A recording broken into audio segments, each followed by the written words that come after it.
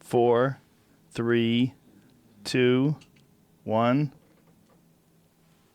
Hello, Lex. Hey, Joe. We're here, man. What's going on? We're here. Thanks for Mecca. doing this. You brought notes. You're seriously prepared. When you're jumping out of a plane, it's best to bring a parachute. This is my parachute. I understand. Yeah. How long have you been working in artificial intelligence?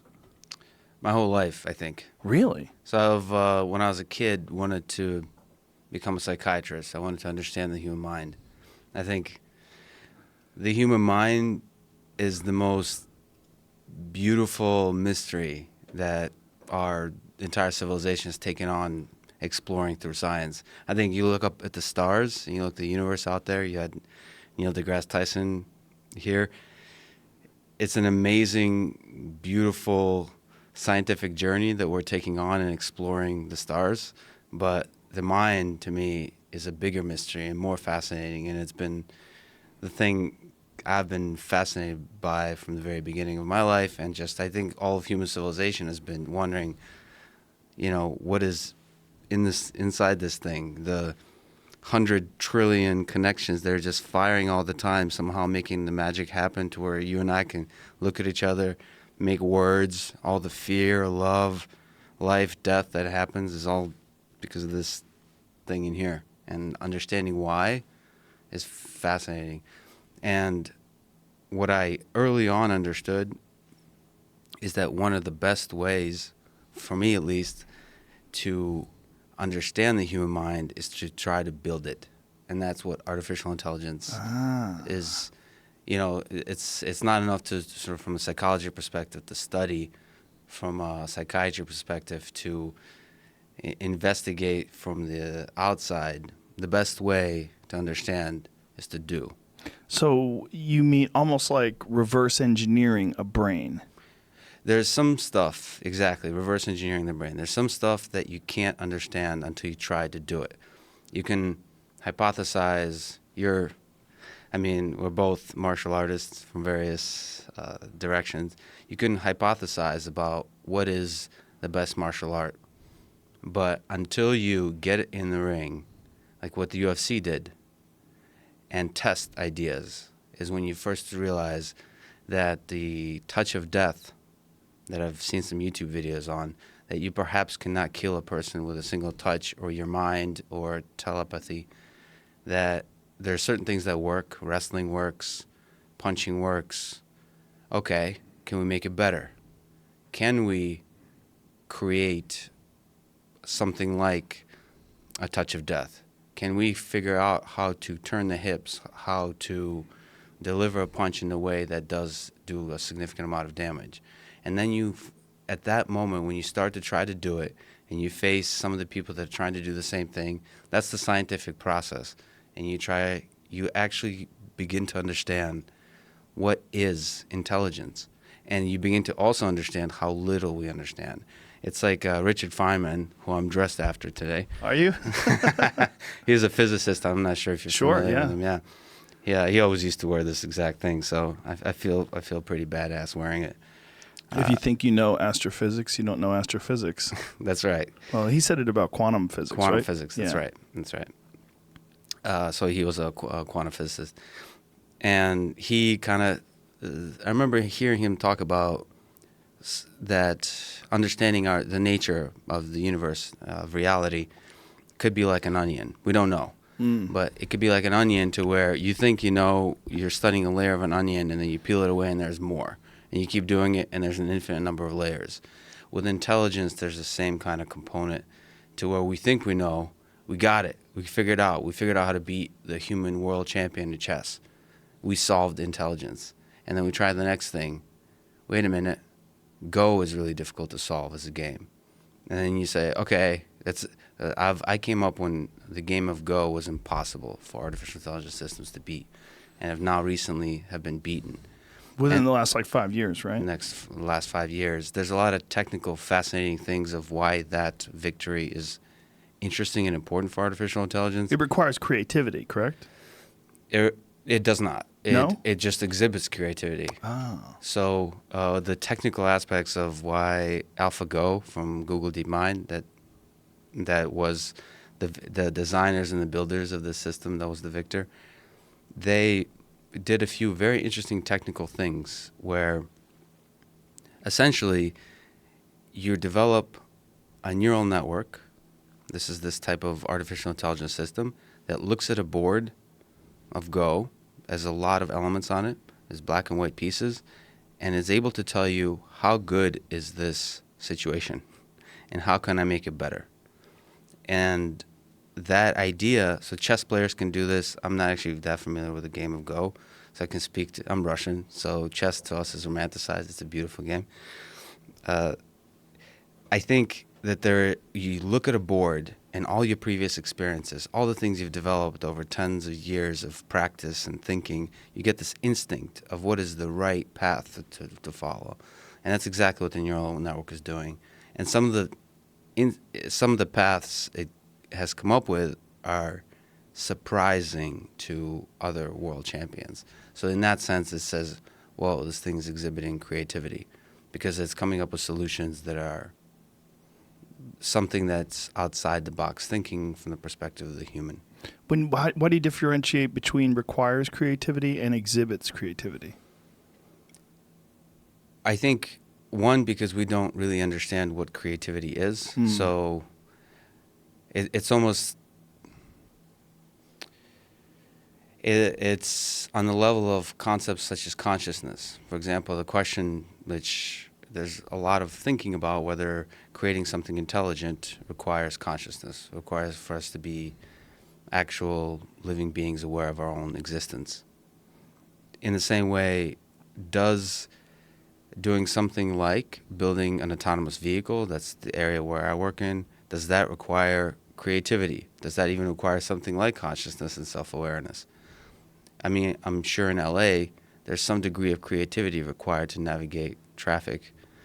And in that sense, you start to think, are there solutions that are outside of the box that an AI system needs to create? It's once you start to build it, you realize that to us humans, certain things appear creative, certain things don't. Certain things we take for granted, certain things we find beautiful, and certain things we're like, yeah, that's boring. Well, there's creativity in different levels, right? There's creativity like to write The Stand, a Stephen King novel. Yeah, that great. requires creativity. There's something about he's creating these stories, he's giving voices to these characters, he's developing these scenarios and these dramatic sequences in the book that's going to get you really sucked in. That's almost undeniable creativity, right? Is it? Is So it? Yeah. it's he's imagining a world. Mm-hmm. What is it? Always set in New Hampshire, Massachusetts. A lot of it's Maine. Maine, Yeah. that's right. So he's imagining a world and imagining the emotion of different levels surrounding that world. Yeah, that's creative. Although there's a few really good books, including his own, that talks about writing. Yeah, he's got a great book on writing. And It's actually called On Writing. Stephen King Writing. On Writing. Yeah. If there's anyone who can write a book on writing, it should be Stephen King. I think Stephen Pressfield. I hope I'm not saying The War of Art. The War of Art. Beautiful Yeah. book. And I would say, if from my recollection, they don't necessarily talk about creativity very much. That it's really hard work of putting in the hours of every day of just grinding it out. Well, Pressfield talks about the muse. Pressfield speaks of it almost in like a strange, mystical sort of connection to the unknown. Right. Because he almost, I'm not even exactly sure if he believes in the muse, but I think if I could put words in his mouth, I have met him. He's a great guy. He was on the podcast once. I think the way he treats it is that if you decide the muse is real and you show up every day and you write as if the muse is real, you get the benefits of the muse being real. That's right. Whether or not there's actually a muse that's giving you these wonderful ideas. And what is the muse? So I think of artificial intelligence the same way. There's a quote by Pamela McCordick from 1979 book that I really like.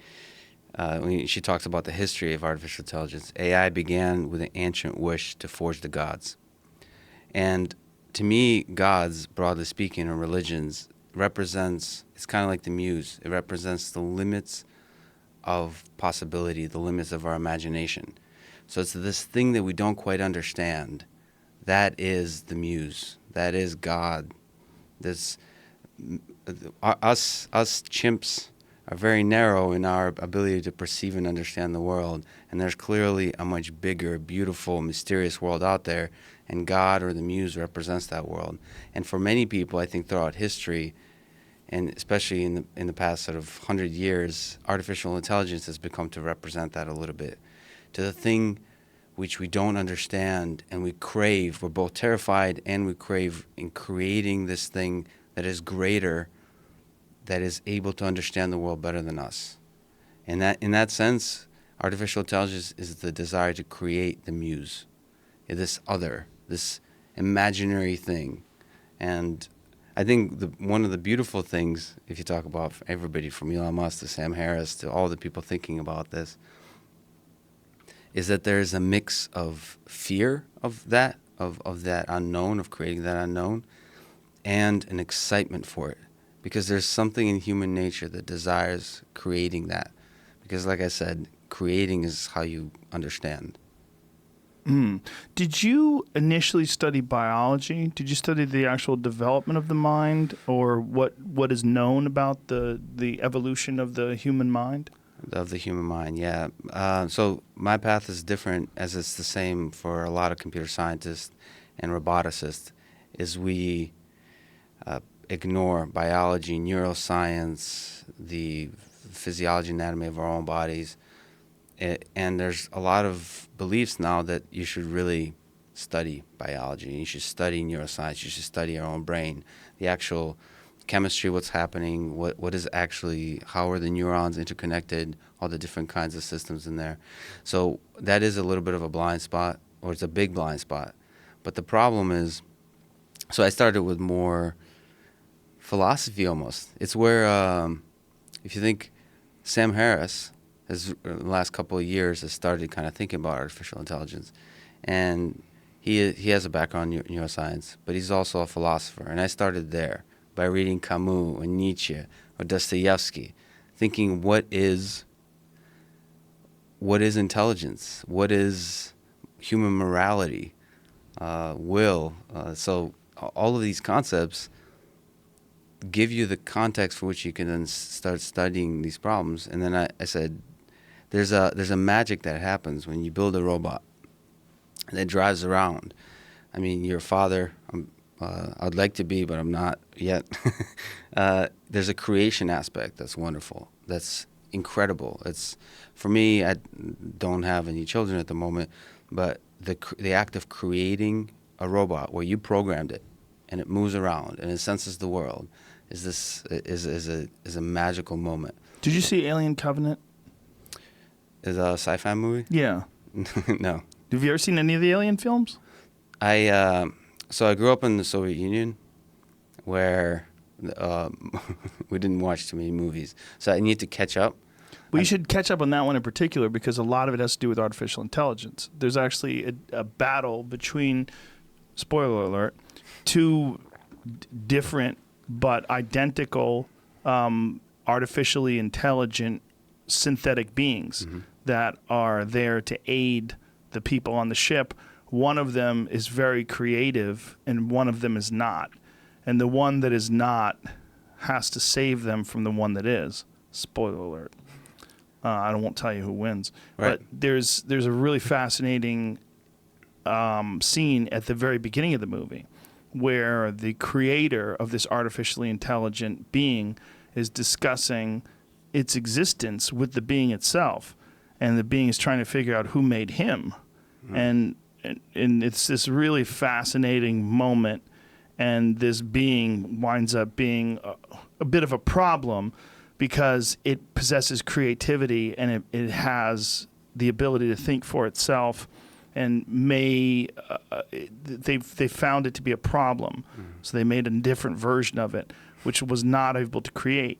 And the one that was not able to create was much more of a servant. And there's this battle between these two. I think you would find it quite fascinating. It's a really good movie. Yeah, the same kind of theme carries through Ex Machina and 2001: Space Odyssey. Sort of. You've seen Ex Machina? Yeah, I've seen it. So because of I've listened to your podcast, and because of it, I've watched it a second time. because the first time I watched that, a Neil deGrasse Tyson moment where it was, you said there's cut the shit moments. Yes. For me, the movie opening is everything about it was I was rolling my eyes. Why were you rolling your eyes? What was the cut the shit moment? So that's a general bad tendency that I'd like to talk about amongst people who are scientists that are actually trying to do stuff. They're trying to build the thing. It's very tempting to roll your eyes and tune out in a lot of aspects of artificial intelligence discussion and so on. For me, there's real reasons to roll your eyes, and there's just, well, let me just describe it. So this person in Ex Machina, no spoiler alerts, is in the middle, like a Jurassic Park type situation where he's like in the middle of land that he owns. Yeah, we don't really know where it is. It's not established, but you have to fly over glaciers, and you get to this place, and there's rivers, and he has this fantastic compound, and inside this compound, he appears to be working alone. Right, and he's like doing curls, I think, like dumbbells, and drinking heavily. So everything I know about science, everything I know about engineering, is it doesn't happen alone. So the situation of a compound with no hundreds of engineers there working on this is not feasible. It's not possible. And the other moments like that were the discussion about how it's technically done. They threw a few jargon to spice stuff up that doesn't make any sense. Well, that's where I am blissfully ignorant. Yep. So I watch it and I go, this movie's awesome. Yeah. And you're like, I know too much. Yeah, I know too much. But that's a stupid way to think for me. So once you suspend disbelief, say, okay, well, right, those are not important details. Yeah, but it is important. I mean, they could have gone to you or someone who really has knowledge in it and cleaned up those small aspects and still kept the theme of the story. That's right. They could have, but they would make a different movie. But slightly different. I don't know if it's possible to make. So you look at 2001: Space Odyssey. I don't know if you've seen that movie. Yes. That's the kind of movie you'll start if you talk to scientists. That you'll start making those kinds of movies, because you can't actually use jargon that makes sense because we don't know how to build a lot of these systems. So the way you need to film it and talk about it is with mystery. It's this Hitchcock type. Like you say very little. You leave it to your imagination to see what happens. Yeah. Here, everything was in the open. Right. Even in terms of the actual construction of the brain, when they had that foam-looking whatever gel brain. Right. Yeah. So if they gave a little bit more subtle mystery, I think I would have enjoyed that movie a lot more. But the second time, really because of you said I think it's your favorite sci-fi movie. It's absolutely one of my favorite sci-fi movies. One of my favorite movies, period. I loved it. Yeah. So I watched it again, and also Sam Harris said that he also hated the movie and then watched it again and liked it. So I gave it. I give it a chance. Why would you see a movie again after you hate it? Because maybe you're self-aware enough to think there's something unhealthy about the way I hated the movie. Like you're like introspective enough to know. It's like I have the same experience with Batman. Okay, I watched Which one? Dark Knight, I think. Who's Christian Bale? Christian Bale one. So, to me, the first time I watched that is a guy in a costume, like speaking excessively with an excessively low voice. I mean, it's just something with like little bunny ear, not bunny ears, but like little ears. It's so silly. But then you go back and okay, if we just accept that that's the reality of the world we live in. What's the human nature aspects that are being explored here? What is the beautiful conflict between good and evil that's being explored here? And what are the awesome graphics effects that are being on exhibit, right? So if you can just suspend that, that's beautiful. The movie can become quite fun to watch. But still, to me, not to offend anybody, but superhero movies are still difficult for me to watch. Yeah, who was talking about that recently? just Was said it Kelly? Kelly Slater? No. No, it was yesterday. Yesterday. It's Kyle. He's Kyle. like Yeah, jihad he on doesn't- all superhero movies or something. Right. He doesn't like superhero movies. We were talking about Batman, about Christian Bale's voice, and he's like, the most ridiculous thing was that he's actually Batman, not that his voice. That's true. That's what I'm Batman. That part of it is way less ridiculous than the fact that he's Batman. He's Batman. Because anybody can do that voice. Yeah. So, but I contradict. I'm a hypocrite because Game of Thrones or Tolkien's Lord of the Rings, it's totally believable to me. Yeah, of course, dragons and. Well, that's a fantasy world, right? That's the problem with something like Batman or even Ex Machina is that it takes place in this world. It's too whereas close. they're in Middle Earth. They're in a place that doesn't exist. Right. And it's like if you, like Avatar, if you make a movie about a place that does not exist, you can have all kinds of crazy shit in that movie because it's not real. That's right. Yeah. So, but at the same time, like Star Wars is harder for me, and you're saying Star Wars is a little more real because it feels feasible. Mm-hmm. Like you could have spaceships flying around. Right. What's not feasible about Star Wars to you? Oh, I'm not. I'll leave that one to Neil deGrasse Tyson. He was getting angry about the robot that's circular, that rolls around. He's like, it would just be slippery. Yeah. Like trying to roll around all over the sand, it wouldn't work. It would get no traction. I was like, that's true. Because if you had like glass tires and you try to drive over sand with smooth tires, you would get nothing. Yeah. He's actually the guy that made me realize, the movie Ghost with Patrick Swayze? And it was at this podcast or somewhere he was talking about the fact that, so this guy could go through walls, right? Mm-hmm. It's a beautiful romantic movie that everybody should watch, right? But he doesn't seem to fall through chairs when he sits on them, right? So he can walk through walls, but he can put his hand on the desk. Yeah. And he can sit, like his butt has a magical shield that is in this reality. This is a quantum shield that protects him from falling. Yeah. So that's those devices are necessary in movies. I get it. But you got a good point. He's got a good point too. It's like there's cut the shit moments. They don't have to be there. You just have to work them out in advance. But the problem is a lot of movie producers think that they're smarter than people. They just decide, just put it in there. The average person is not going to care. I've had that conversation with movie producers about martial arts. And I was like, well, this is just nonsense. You can't do that. Like, because I was explaining martial arts to someone. And he was like, the average person is not going to care. I'm like, the average person.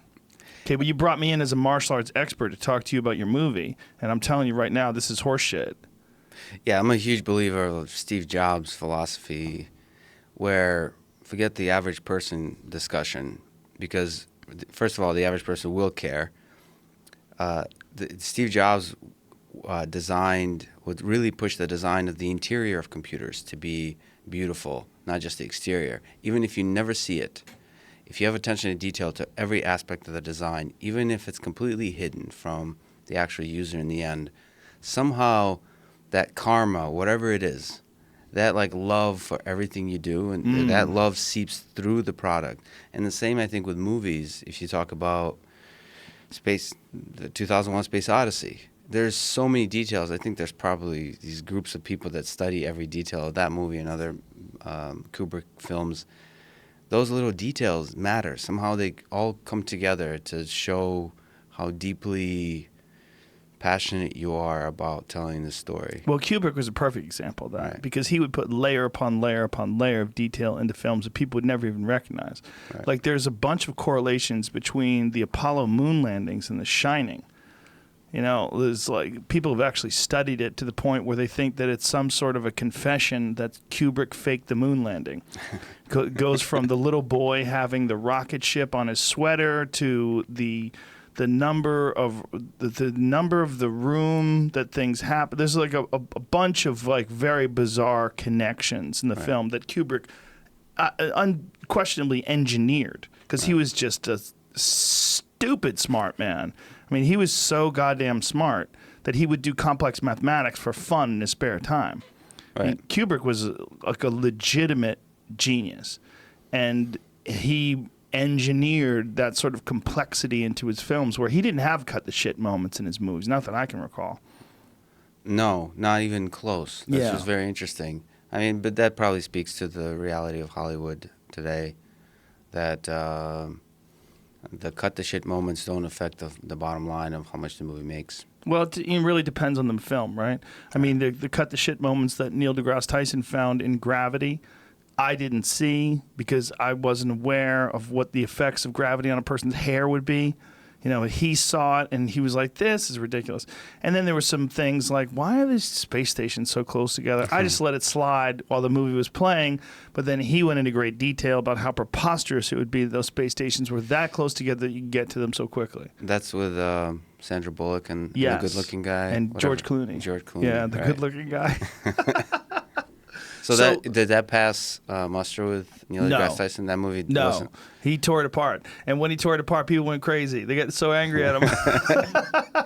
Yeah, he reads the negative comments. As you've talked about, I actually recently, because of doing a lot of work on artificial intelligence and lecturing about it and so on, have plugged into this community of folks that are thinking about the future of artificial intelligence, artificial general intelligence, and they are very much out-of-the-box thinkers to where the kind of messages I get are best. So I'd let them kind of explore those ideas without sort of engaging into those discussions. I think very complex discussions should be had with people in person. That's what I think. I think that when you allow comments, just random anonymous comments, to enter into your consciousness, like you're taking risks, and you may run into a bunch of really brilliant ideas that are coming from people that are considerate, that have thought these things through, or you might just run into a river of assholes. And it's entirely possible. And I peeked into my comments today on Twitter, and I was like, what in the fuck? Yeah. I started reading like a couple of them, some just morons. And I'm like, all right, about some shit I didn't even know what the fuck they were talking about. But that's the risk you take when you dive in. You're going to get people that are disproportionately upset. You're going to get people that are disproportionately, delusional or whatever it is in regards to your position on something, or whether or not they even understand your position. They'll argue something that's an incorrect interpretation of your position. Yeah, and you've actually, from what I've heard, you've actually been to this podcast and so on, really good at being open-minded. And that's something I try to preach as well. So in AI discussions, when you're talking about AGI and talking about, so there's a difference between narrow AI and general artificial intelligence. Narrow AI is the kind of things that are, the kind of tools that are being applied now and being quite effective. And then there's general AI, which is a broad categorization of concepts that are human level or superhuman level intelligence. And there, when you talk about AGI, artificial general intelligence, there seems to be two camps of people. Ones who are really working deep in it, like that's the camp I kind of sit in. And a lot of those folks tend to roll their eyes and just not engage into any discussions of the future. Their idea is saying it's really hard to do what we're doing. And it's just really hard to see how this becomes intelligent. And then there's another group of people who say, yeah, but you're being very short-sighted, that you may not be able to do much now, but the exponential, the hard takeoff, overnight, it can become super intelligent, and then it'll be too late to think about. Now, the problem with those two camps, as with any camps, Democrat, Republican, any camps, is they seem to be talking past each other, as opposed to both have really interesting ideas. If you go back to the analogy of touch of death, of this idea of MMA, right? So in this analogy, I'm going to put myself in the UFC for a second. In this analogy, I'm, like ranked in the top 20. I'm working really hard. My dream is to become a world champion. I'm training 3 times a day. I'm really working. I'm an engineer. I'm trying to build my skills up. And then there's other folks that come along, like Steven Seagal and so on, that kind of talk about other kinds of martial arts, other ideas of how you can do certain things. And I think Steven Seagal might be on to something. I think we really need to be open-minded Like Anderson Silva, I think, talks to Steven Seagal, or somebody talks to Steven Seagal, right? Well, Anderson Silva thinks Steven Seagal is. I want to put this in a respectful way. Anderson Silva has a wonderful sense of humor, and Anderson Silva is very playful, and he thought it would be hilarious if people believed that he was learning all of his martial arts from Steven Seagal. Got it. He also loves Steven Seagal movies legitimately, so treated him with a great deal of respect. Right. He also recognizes that Steven Seagal actually is a master of Aikido. He really does understand Aikido and was one of the very first Westerners that was teaching in Japan. Speaks fluent Japanese, was teaching at a dojo in Japan, and is, a legitimate master of Aikido. Right. The problem with Aikido is it's one of those martial arts that has merit in a vacuum. Like if you're in a world where there's no NCAA wrestlers or no judo players or no Brazilian Jiu-Jitsu black belts or no Muay Thai kickboxers, there might be something to that Aikido stuff. But in a world where all those other martial arts exist and we've examined all the intricacies of hand-to-hand combat, it falls horribly short. Well, see, this is the point I'm trying to make. You just said that we've investigated all the intricacies. You said all the intricacies of hand-to-hand combat. I mean, you're just speaking, but you want to open your mind to the possibility that Aikido has some techniques that are effective. Yeah, when I say all, that's you're correct. That's not a correct way of describing it. Right. Because there's always new moves that are being, like, for instance, in a recent fight between Anthony Pettis and Tony Ferguson actually used Wing Chun in a fight. He trapped one of Anthony Pettis' hands and hit him with an elbow. Right. He basically used a technique that you would use on a Wing Chun dummy, and he did it in an actual world-class mixed martial arts fight. And I remember watching it, going, this crazy motherfucker actually pulled that off, because it's a technique that you just rarely see anybody getting that proficient at it that fights in MMA. Right.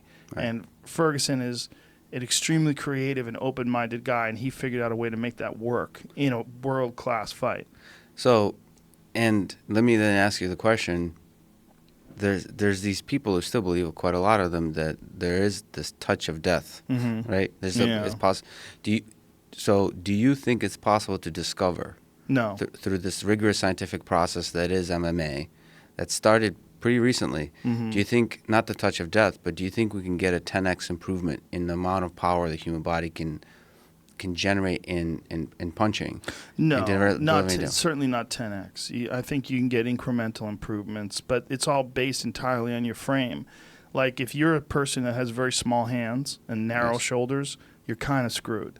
There's not really a lot of room for improvement. You can certainly get incremental improvement in your ability to generate power, but you'll never be able to generate the same kind of power as, say, a guy with a very big frame like Brock Lesnar or Derek Lewis or anyone who has. There's like classic elements that go with being able to generate large amounts of power. That's right. Wide shoulders, large hands. There's a lot of characteristics of the human frame itself. Those people, there's only so much power you can generate, and we pretty much know how to do that correctly. So the way you're talking about as a martial arts expert now is kind of the way a lot of the experts in robotics and AI talk about AI. And when the topic of touch of death is brought up. Now, the analogy is not perfect. I tend to use probably too many analogies, because we maybe know the human body better than we know the possibility of AI. I would assume so, right? Yeah. Because the possibility of AI is basically limitless once AI starts redesigning itself. It's not obvious that that's true. Our imagination allows it to be true. When I'm of two minds, I'm both. I can hold both beliefs that are contradictory in my mind. One is that idea is really far away, almost bordering on BS, and the other is it can be there overnight. And I think you could believe both those things. So there's another quote from Barbara Wooten. It's a poem I heard on a lecture somewhere that I really like, which is, it's from the champions of the impossible rather than the slaves of the possible that evolution draws its creative force. So I see Elon Musk as a representative of the champion of the impossible. I see exponential growth of AI within the next several decades as the impossible. But it's the champions of the impossible that actually make the impossible happen. Why would exponential growth of AI be impossible? Because it seems inevitable to me. So it's not impossible. I'm sort of using the word impossible meaning... Magnificent? Yeah, it feels very difficult. Very, very difficult. Like we don't even know where to begin. Grand. Yep, like the touch of death actually feels. Yeah, but see, the touch of death is horseshit. But see, you're like an expert. Someone's like, ha, and they touch you in the chest. But we don't have the ability in the body to generate that kind of energy. How do you know that? That's a good question. It's never been done. We understand so How do you know much it's about never been done? physiology. How do you know it's never been done? Okay, there could be someone out there with magic that has escaped my grasp. No, you've talked about with Graham Hancock. You've talked about the history. Maybe it was in Roman times. That idea was discovered and then it was lost. Because weapons are much more effective ways of delivering damage. Now I find myself in a very uncomfortable position of defending the concept as a martial artist, defending the concept of this. What martial arts did you study? Jiu-jitsu and judo and wrestling. Those are the hard ones. Those are the Jiu-jitsu, judo, and wrestling. Yeah. Those are absolute martial arts, in my opinion. This is what I mean. Like, if you are a guy who just has a fantastic physique and incredible speed and ridiculous power, you just can generate ridiculous power. If you just are you know who Deontay Wilder is? Yes. Heavyweight champion of the world boxer. He's you have what's his name? Tyson Fury. Tyson Fury on tomorrow. Tomorrow, yes. Two undefeated guys, right? Yes. Oof. Deontay Wilder has fantastic power. I mean, he just knocks people flying across the ring. I think Deontay Wilder, if he just came off the street, if he was 25 years old and no one ever taught him how to box at all, and you just wrapped his hands up and had him hit a bag, he would be able to generate insane amounts of force. Yeah. Now, if you were a person that really didn't have much power and you had a box with Deontay Wilder and you were both of the same age and you were a person that knew boxing and you stood in front of Deontay, it's entirely possible that Deontay Wilder could knock you into another dimension, even though he had no experience in boxing. If he just held on to you and hit you with a haymaker, he might be able to put you out. If you're a person who is, let's say, built like you, a guy who exercises, who's strong, and then there's someone who's identically built like you, who's a black belt in Brazilian Jiu-Jitsu, and you don't have any experience in martial arts at all, you're fucked. Right? Yes. If you're a person who's built like you, who's a guy who exercises and is healthy, and you grapple with a guy who's even stronger than you and bigger than you, but he has no experience in Brazilian Jiu-Jitsu, he's still fucked. Yeah. That's the difference. That's why I think Brazilian Jiu-Jitsu and judo and wrestling in particular, those are absolutes in that you have control of the body. Yes. And once you grab a hold of a person's body, there's no lucky triangle chokes in jiu-jitsu. That's right. Right? But I think I would say jiu-jitsu is the highest representative of that. I think in wrestling and judo, having practiced those, I've never been quite as humbled as I have been in jiu-jitsu. Yeah. Especially when I started, I was like powerlifting. I was a total meathead. And, you know, a 130-pound guy or girl could tap you easily. Yeah, it's confusing. It's very confusing. In wrestling, you can get pretty far with that meathead power. Yeah.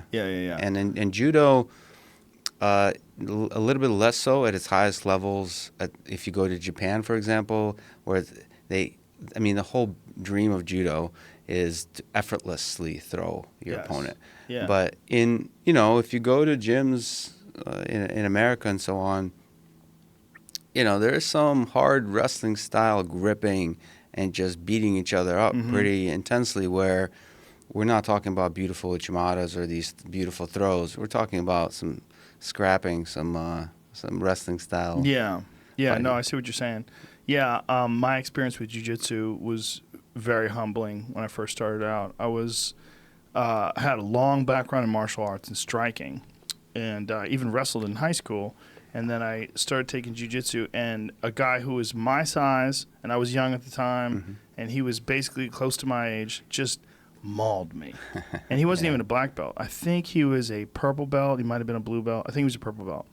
And he just destroyed me, just did anything he wanted to me, choked me, armbarred me, and I remember thinking, man, I am so delusional. I thought I had a chance. Right. Like, I thought just based on taking a couple classes and learning what an armbar is, and then being a strong person who has a background in martial arts, that I would be able to at least hold him off a little bit. No. And this is, that's so beautiful that I feel lucky to have had that experience of having my ass kicked in Philadelphia is where I came up with. Because in science, you don't often get that experience. In the space of ideas, you can't choke each other out. You can't beat each other up in science. And so it's easy to go your whole life. I have so many people around me telling me how smart I am. There's no way to actually know if I'm smart or not, because I think I'm full of BS. And in the same realm as fighting, there's no. It's what Hicks and Gracie said. I mean, it's or some Saulo Hibera or somebody that the mat doesn't lie. There's this deep honesty in it I'm really grateful. Almost like wanting, you talk about bullies, or you talk about, or even just my fellow academics could benefit significantly from training a little bit. I think so too. It's a beautiful thing to almost. I think it's been talked about in high school, sort of requiring it. Yeah, I think we've talked about it many times, yeah. I think it's a more humbling sport, to be honest, than wrestling, because you could, in wrestling, like I said, get away with some muscle. It's also what martial arts are supposed to be, in that a small person who knows technique can beat a big person who doesn't know the technique. That's right. That's what we always hoped for, right? When we saw the Bruce Lee movies, and Bruce Lee, who was a smaller guy, could beat all these bigger guys just because he had better technique. Yeah. That is actually real in jiu-jitsu, and it's one of the only martial arts where that's real. Yeah, and I have in Philadelphia, it started. You had Steve Maxwell here, right? Sure. That's kind of where that was the spring of jiu-jitsu in Philadelphia. Yeah, he was one of the very first American black belts in jiu-jitsu, like way back in the day. I believe he was a black belt in the very early 90s. Yep. When jiu-jitsu was really just starting to come to America, and he had Maxercise in Philadelphia. It's still there. And then I trained at Balance, which is a few Gracie folks, which is Phil McGlarese, Rick McGlarese, Josh Vogel brothers. So all those, I mean, especially Vogel brothers, these couple black belts, they come up together. They're smaller. They're little guys. And I think those were the guys that really humbled me pretty quickly. Well, little guys are the best to learn technique from. Yeah. Because they can't rely on strength. There's a lot of really big, powerful, 250-pound jiu-jitsu guys who never are going to develop the sort of subtlety of technique that some, like the Mayao brothers, like smaller guys who just, from the very beginning, they've never had an advantage in weight and size. And so they've never been able to use anything but perfect technique. Eddie Bravo's another great example of that too. Yeah. He competed in the 145-pound class. But to get back to artificial intelligence, so the idea is that there's two camps. There's one camp that thinks that the exponential increase in technology, and that once artificial intelligence becomes sentient, it could eventually improve upon its own design and literally become a god in a short amount of time.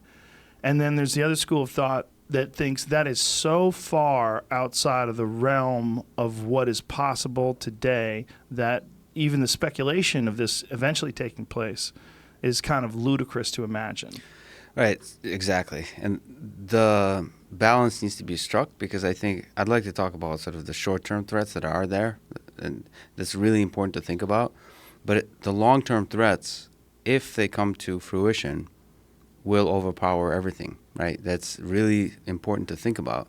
But what happens is if you think too much about the encroaching doom of humanity, there's some aspect to it that is paralyzing, where it turns you off from actually thinking about these ideas. There's something so appealing. It's like a black hole that pulls you in. And if you notice, folks like Sam Harris and so on spend a large amount of the time they're talking about the negative stuff, about something that's far away. Not to say it's not wrong to talk about it, but they spend very little time about the potential positive impacts in the near term and also the negative impacts in the near term. So let's go over those. Yep, fairness. So the more and more we put decisions about our lives into the hands of artificial intelligence systems, whether you get a loan or in the autonomous vehicle context, or in terms of recommending jobs for you on LinkedIn, or all these kinds of things, the idea of fairness of bias in these machine learning systems becomes a really big threat, because the way current artificial intelligence systems function is they train on data. So there's no way for them to somehow gain a greater intelligence than the data we provide them with. So we provide them with actual data, and so they carry over, if we're not careful, the biases in that data, the discrimination that's inherent in our current society as represented by the data. So they'll just carry that forward. Like how so? So there's people working on this more so to show really the negative impacts in terms of getting a loan, or whether this particular human being should be convicted or not of a crime. There's ideas there that can carry, in our criminal system, there's discrimination. And if you use data from that criminal system to then assist deciders, judges, juries, lawyers in making a decision of what kind of penalty a person gets, they're going to carry that forward. So you mean like racial, economic biases? Racial, economic, yeah. Geographical. And that's a sort of, I don't study that exact problem, but it's you're aware of it because of the tools we're using. So the two ways that I'd like to talk about neural networks with Joe. Sure. Let's do it. Okay. So the current approaches there's been a lot of demonstrated improvements, exciting new improvements in our advancements of our artificial intelligence. And those are, for the most part, have to do with neural networks, something that's been around since the 1940s. It's gone through 2 AI winters where everyone was super hyped and then super bummed and super hyped again and bummed again. And now we're in this other hype cycle. And what neural networks are is these collections of interconnected simple compute units. They're all similar. It's kind of like it's inspired by our own brain. We have a bunch of little neurons interconnected. And the idea is these interconnections are really dumb and random, but if you feed it with some data, they'll learn to connect just like they're doing our brain in a way that interprets that data. They form representations of that data and can make decisions. But there's only two ways to train those neural networks that we have now. One is we have to provide a large data set. If you want that neural network to tell the difference between a cat and a dog, you have to give it 10,000 images of a cat and 10,000 images of a dog.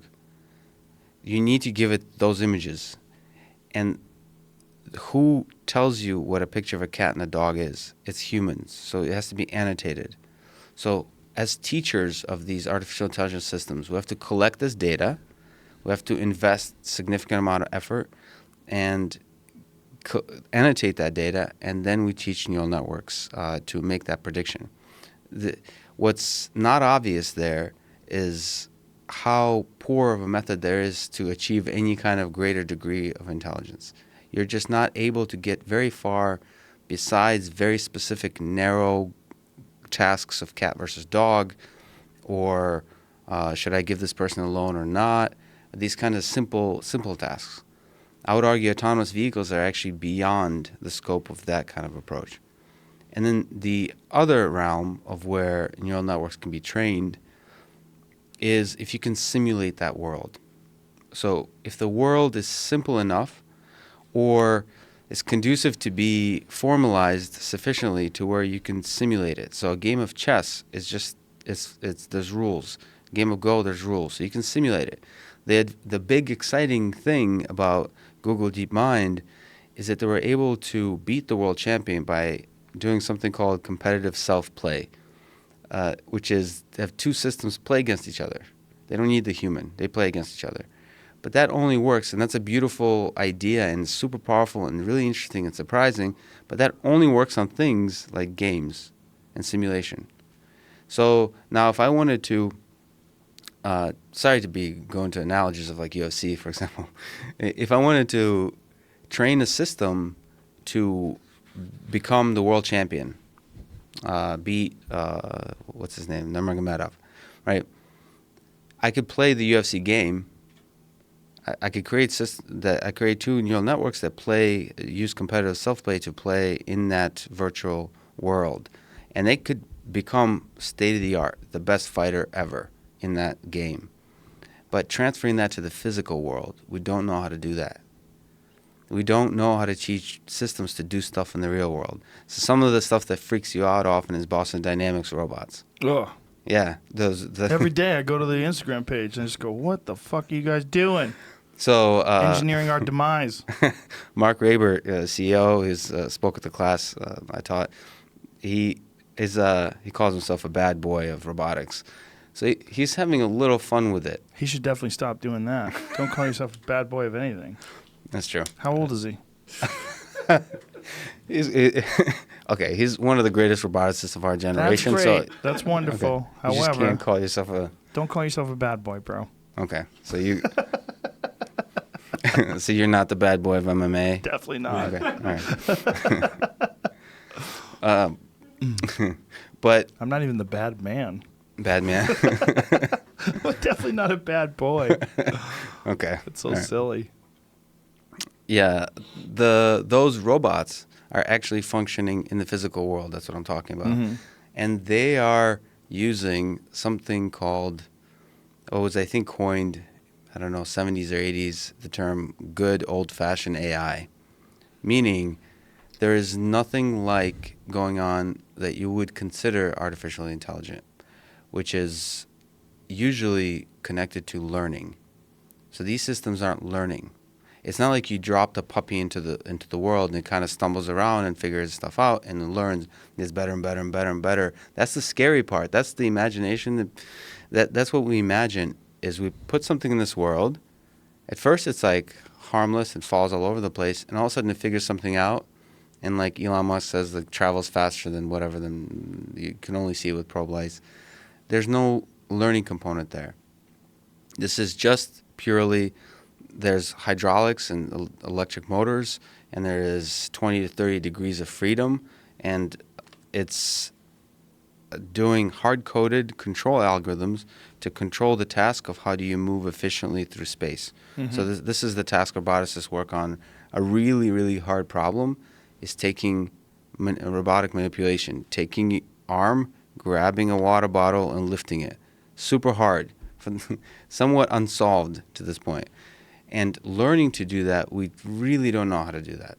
Right, but this is what we're talking about essentially is the convergence of these robotic systems with artificially intelligent systems. That's right. And as artificially intelligent systems evolve, and then this convergence becomes complete, you're going to have the ability to do things like the computer that beat humans at Go. That's right. You're going to have creativity. You're going to have a complex understanding of language and expression, and you're going to have, perhaps even engineered things like emotions, like jealousy and anger. It's entirely possible that, as you were saying, we're going to have systems that could potentially be biased the way human beings are biased, right, towards people of certain economic groups or certain geographic groups, and you would use that data that they have to discriminate, just like human beings discriminate. That's right. If you have all that in an artificially intelligent robot that has autonomy and that has the ability to move, this is what people are totally concerned with and terrified of, is that all of these different systems that are currently in semi-crude states, they can't pick up a water bottle yet, they can't really do much other than they can do backflips, but they, you know, I mean, I'm sure you've seen the more recent Boston Dynamic ones. Parkour. Yeah, I saw that one the other day. They're getting better and better and better, and it's increasing every year. Every year they have new abilities. Did you see the Black Mirror episode, Heavy Metal? Yeah, and I think about it quite a lot because it's functionally we know how to do most aspects of that Right now. Pretty close, yeah. Pretty close. I mean, I don't remember exactly. There's some kind of pebble shooting situation where it like hurts you by shooting you somehow. I forget. Well, it has bullets, didn't it? Bullets, yeah. Yeah. It's basically a gun. It had a knife it stuck into one of its arms, Right. remember? And spoiler alert. It's just an amazing episode of how terrifying it would be if some emotionless robot with incredible abilities is coming after you and wants to terminate you. And I think about that a lot because I love that episode because it's terrifying for some reason. Yeah. But when I sit down and actually in the work we're doing, think about how we would do that. So we can do the actual movement of the robot. What we don't know how to do is to have robots that do the full thing, which is have a goal of pursuing humans and eradicating. I'm not, spoiler alert all over the place. I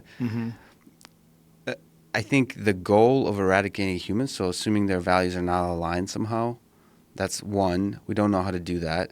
And two is the entire process of just navigating all over the world is really difficult. So we know how to go up the stairs, but to say how to navigate, like the path you took from home to the studio today, how to get through that full path is so much an unsolved problem. But is it? Because you could engineer or you could program it into your Tesla. You could put it into your navigation system and have it stop at red lights, drive for you, take turns, and it can do that. So first of all, that I would argue we're quite far away from still, but that's within 10, 20 years. Well, how much can it do now? It can stay inside the lane on the highway or on different roads, and it can change lanes. And what's being pushed now is they're trying to be able to enter and exit a highway. So it's some basic highway driving. It doesn't stop at traffic lights. It doesn't stop at stop signs.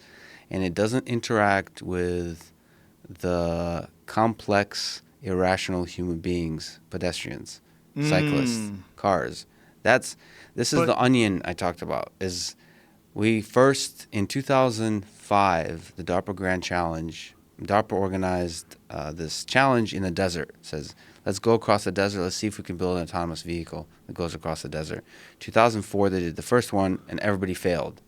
We're talking about some of the smartest people in the world really tried and failed. And so they did again in 2005. There's a few, Stanford won. There's a really badass guy from CMU, Red, that I think he's like a Marine. He led the team there, and they succeeded. The 4 teams finished, Stanford won. That was in the desert. And there was this feeling that we solved autonomous driving. But that's that onion. Because you then, okay, what's the next step? We got a car that travels across the desert autonomously. What's the next? So in 2007, they did the Urban Grand Challenge, the Urban Challenge, DARPA Urban Challenge, where you drove around the city a little bit. And again, super hard problem. People took it on. CMU won that one. Stanford second, I believe. And then there was definitely a feeling like, yeah, we had a car drive around the city. It's definitely solved.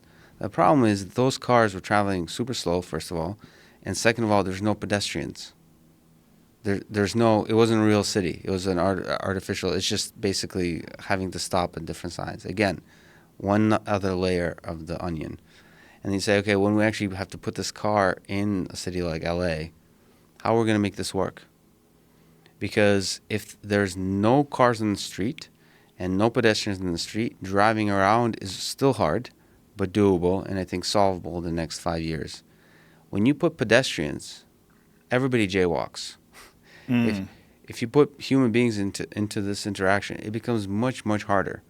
Now, it's not impossible, and I think it's very doable, and with completely new, interesting ideas, including revolutionizing infrastructure and rethinking transportation in general, it's possible to do in the next 5, 10 years, maybe 20, but it's not easy, like everybody says.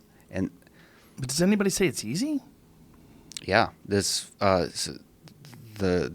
lot of hype behind autonomous vehicles. Elon Musk himself and other people have promised autonomous vehicles. That timeline has already passed. There's been going on in 2018. We'll have autonomous vehicles. Now, Well, GM. they're semi-autonomous now, right? So Yep. I know they can brake for pedestrians. Like if they see pedestrians, they're supposed to brake for them and avoid them, right? That's part of the. Technically, no. Wasn't that an issue with an Uber car that hit a pedestrian that was operating autonomously? That's right. A homeless person, stepped out off of a median right into traffic, and it nailed it. And then they found out it didn't have one of the settings wasn't in place. That's right. But that was an autonomous vehicle being tested in Arizona, Mm-hmm. and unfortunately, it was a fatality. A person died. Yeah. A pedestrian was killed. So what happened there? That's the thing I'm saying is really hard. That's full autonomy. That's technically when the car, you can remove the steering wheel and the car will drive itself and take care of Right. everything. Everything I've seen, everything we're studying. So we're studying drivers in Tesla vehicles. We're building our own vehicles. It seems that it'll be a long way off before we can solve the fully autonomous driving problem. Because of pedestrians. But two things. I mean, pedestrians and cyclists and the edge cases of driving, all the stuff we take for granted. The same reason we take for granted how hard it is to walk, how hard it is to pick up this bottle, our intuition about what's hard and easy is really flawed as human beings. Can I interject? What if all cars were autonomous? That's right. If we got to a point where every single car on the highway is operating off of a similar algorithm or off the same system, then things would be far easier, right? Because then you have to don't deal with random kinetic movements, people just changing lanes, people looking at their cell phone, not paying attention to what they're doing, all sorts of things that you have to be wary of right now driving, and pedestrians and bicyclists. Totally. And that's in the realm of things I'm talking about, where you think outside the box and revolutionize our transportation system. Mm-hmm. That requires government to play along. Seems like that's going that way, though, right? Do you feel like that one day we're going to have autonomous driving pretty much everywhere, especially on the highway? It's not going there in terms of it's very slow moving. So if government does stuff very slow moving with infrastructure, one of the biggest things you can do for autonomous driving will solve a lot of problems, is to paint lane markings regularly. Right. And even that has been extremely difficult to do for politicians. Right, and so on. because right now there's not really the desire for it. But to explain to people what you mean by that, when the lanes are painted very clearly, the cameras in the autonomous vehicles can recognize them and stay inside those lanes much more easily. Yeah, there's two ways that cars see the world. Well, three. There's different sensors. The big ones for autonomous vehicles is LiDAR, which is these lasers that are being shot all over the place in 360, and they give you this point cloud of how far stuff is away, but they don't give you the visual texture information of this is what brand water bottle they are. Mm-hmm. And cameras give you that information. So what Tesla is using, they have 8 cameras, I think, is they perceive the world with cameras.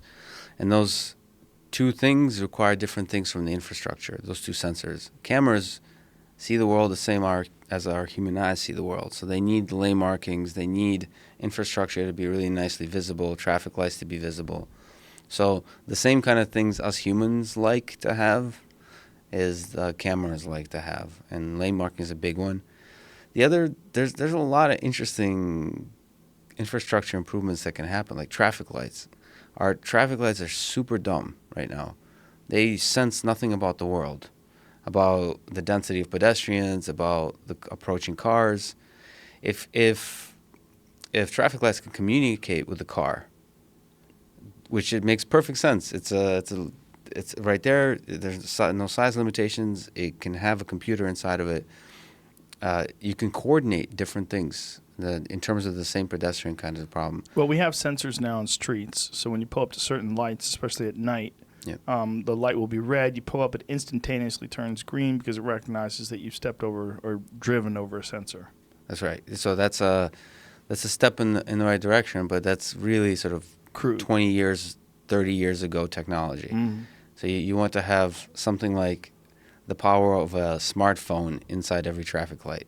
It's pretty basic to do, but there's way outside of my expertise is how do you get government to do these kinds of improvements. So if I'm mistaken, well, correct me if I'm mistaken, but you're looking at things in terms of what we can do right now. Right. And a guy like Elon Musk or Sam Harris is saying, yeah, but look at where technology leads us. If you go back to 1960, the kind of computers that they used to do the Apollo mission, you got a whole room full of computers that doesn't have nearly the same power as the phone that's in your pocket right now. Now, if you go into the future and exponentially calculate like what's going to take place in terms of our ability to create autonomous vehicles, our ability to create artificial intelligence, and all of these things going from what we have right now to what could be in 20 years, where we very well might look at some sort of an artificial being that can communicate with you, some sort of an ex machina type creature. I mean, that's not outside the realm of possibility at all. You have to be careful with the at all part. At all. It's our ability to predict the future is really difficult, but I agree with you. It's not outside the realm of possibility. Yeah. And the thing, there's a few examples that are brought along just because I enjoy these predictions. So the of how bad we are at predicting stuff. From the very engineers, the very guys and gals like me sitting before you made some of the worst predictions in history in terms of both pessimistic and optimistic. The Wright brothers, one of the Wright brothers, before they flew in 1903, predicted 2 years before that it will be 50 years. I confess that in 1901, that's one of the brothers talking, I said to my brother Orville that man would not fly for 50 years. 2 years later, we ourselves were making flights. This demonstration of my inability as a prophet gave me such shock that I have ever since distrusted myself and have refrained from all prediction. That's one of the Wright brothers, one of the people working on it 2 years. So that's a pessimistic estimation versus an optimistic explanation or exactly. And the same prediction. with Albert Einstein. Fermi made these kind of pessimistic observations. Fermi, 3 years before the first critical chain reaction, as part of he led the nuclear development of the bomb. He said that he has 90% confidence that it's impossible. 3 years before. Okay, so that's on the pessimistic side. On the optimistic side, the history of AI is laden with optimistic predictions. In 1965, one of the seminal people in AI, Herbert Simon, said machines will be capable within 20 years of doing any work a man can do. He also said within 10 years, a digital computer will be the world's chess champion. That's in 58.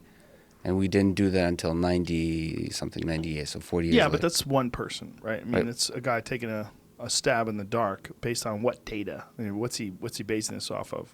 Our imagination. Right. We have more data points now, don't you think? No. In terms of, no? Not about the future. That's the thing.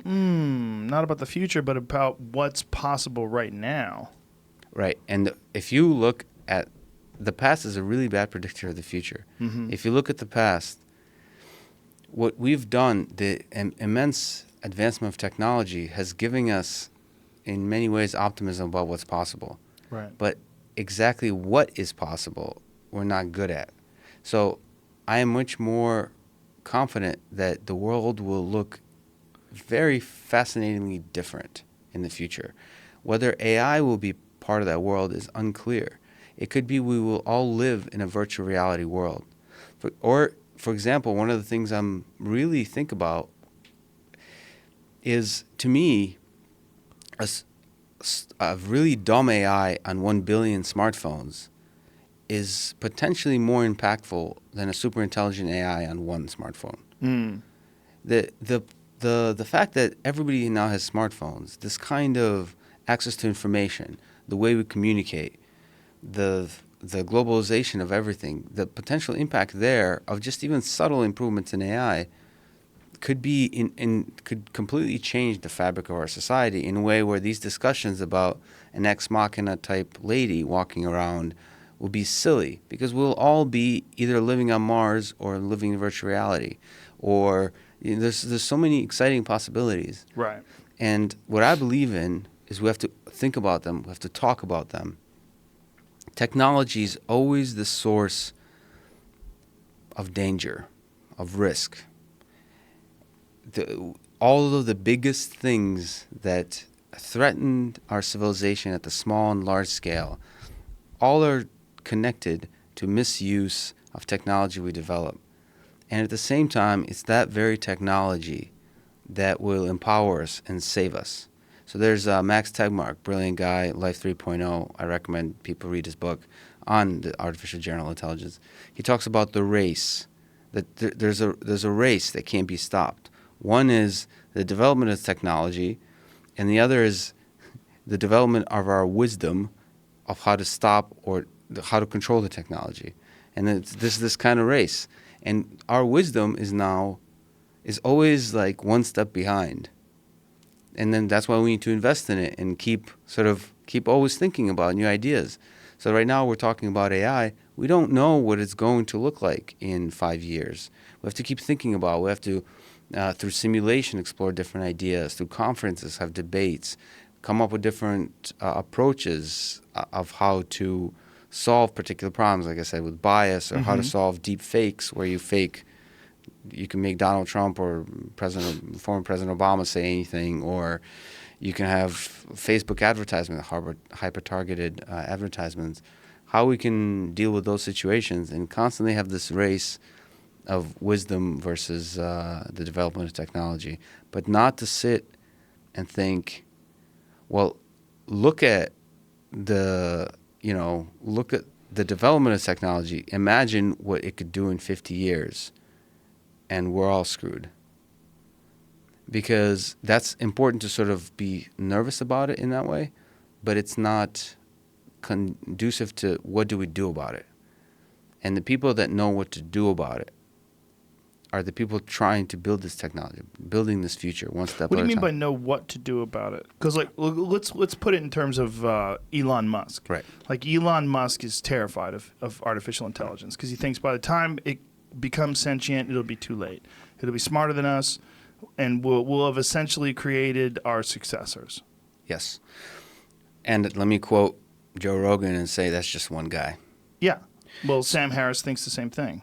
Yes, there's quite a few people that think that. Yeah. And Sam Harris, I think, is one of the smartest people I know. And Elon Musk, intelligence aside, is one of the most impactful people I know. Yeah. And he's actually building these cars. And in the narrow AI sense, he's built these autopilot systems that we've been studying.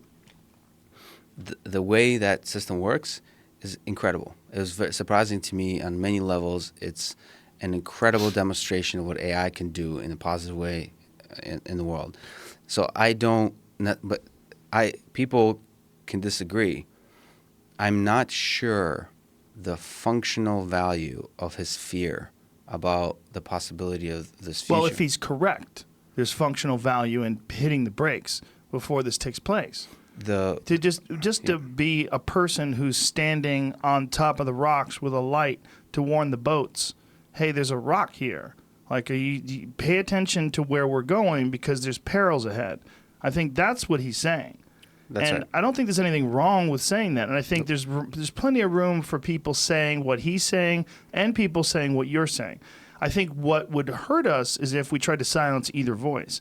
I think what we need in terms of our understanding of this future is many, many, many, many, many of these conversations where you're dealing with the current state of technology versus a bunch of creative interpretations of where this could go, and have discussions about where it should go or what could be the possible pitfalls of any current or future actions. I don't think there's anything wrong with this. So when you say, like, what's the benefit of thinking in a negative way? Well, it's to prevent our demise. So, totally. I agree 100%. Negativity or worry about the existential threat is really important to have as part of the conversation. Mm-hmm. But there's this level, there's this line. It's hard to put into words. There's a line that you cross when that worry becomes Hyperbole. Yeah, and then there's something about human psyche where it becomes paralyzing for some reason. Right. Now, when I have beers with my friends, the non-AI folks, we cross that line all day and have fun with it. I talked Maybe to I should get you drunk right now. maybe. Regret every moment of it. I talked to Steve Pinker, his Enlightenment Now, his book, kind of highlights that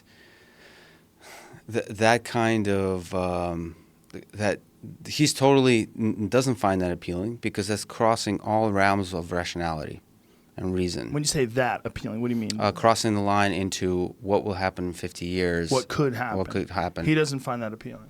He doesn't find it appealing because he's studied, and I'm not sure I agree with him to the degree that he takes it. He finds that there's no evidence. He wants all our discussions to be grounded in evidence and data, and he highlights the fact that there's something about human psyche that desires this negativity, that it wants. There's something undeniable where we want to create and engineer the gods that overpower us and destroy us. We want to, or we worry about it? There's I don't know if we want to. Let me rephrase that. We want to worry about it. There's Yeah. something about the psyche that, Well, because you can't take the genie and put it back in the bottle. that's right. Yeah. I mean, when you say there's no reason to think this way, but if you do have cars that are semi-autonomous now, and if you do have computers that can beat human beings who are world Go champions, and if you do have computers that can beat people at chess, and you do have people that are consistently working on artificial intelligence, and you do have Boston Dynamics who are getting these robots to do all sorts of spectacular physical stunts, and then you think about the possible future convergence of all these technologies, and then you think about the possibility of this exponential increase in technology that allows them to be sentient, like within a decade, 2 decades, 3 decades.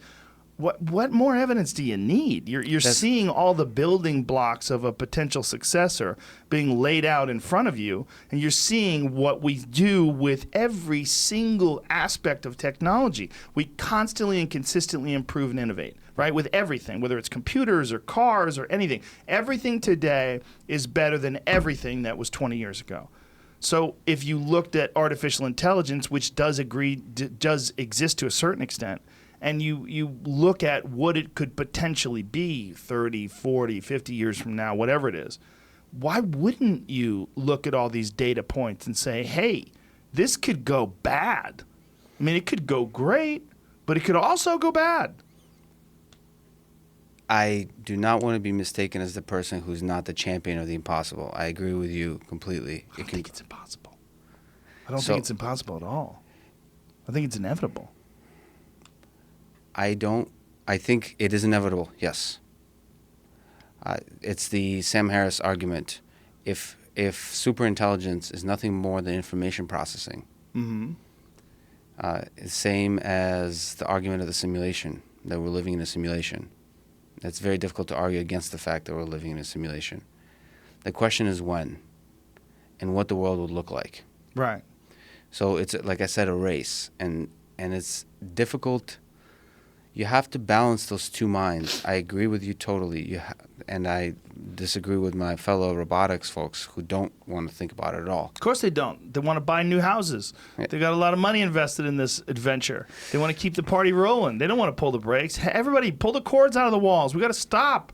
No one's going to do that. No one's going to come along and say, hey, we've run all this data through a computer, and we found that if we just keep going the way we're going, in 30 years from now, we will have a successor that will decide that human beings are outdated and inefficient and dangerous to the actual world that we live in.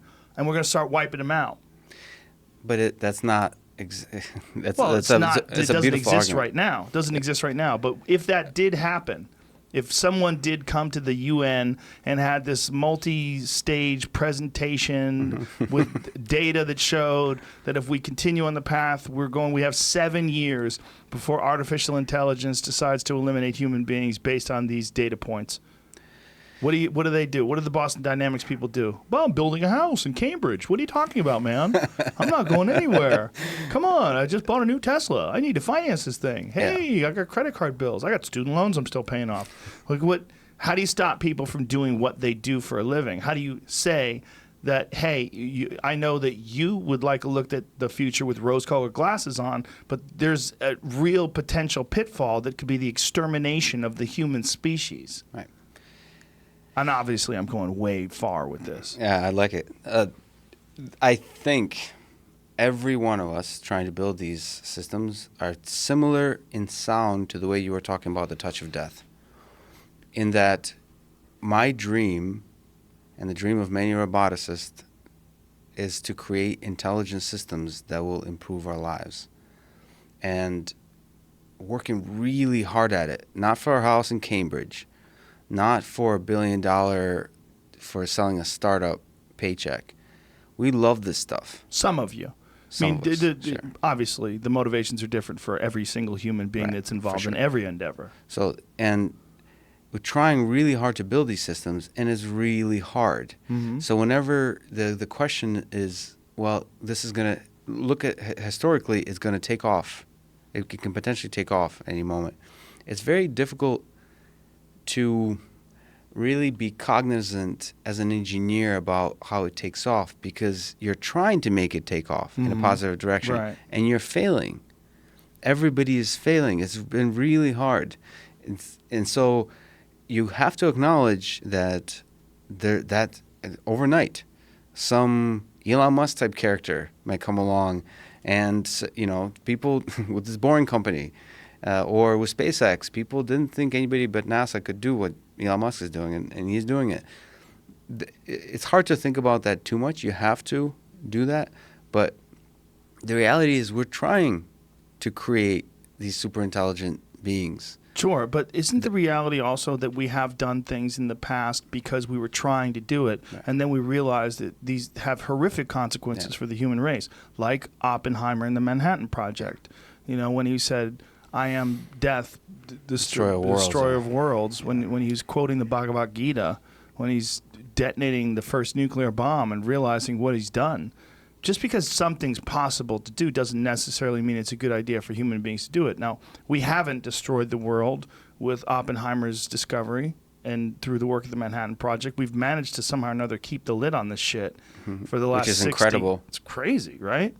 For the last, 70 years? How long has it been?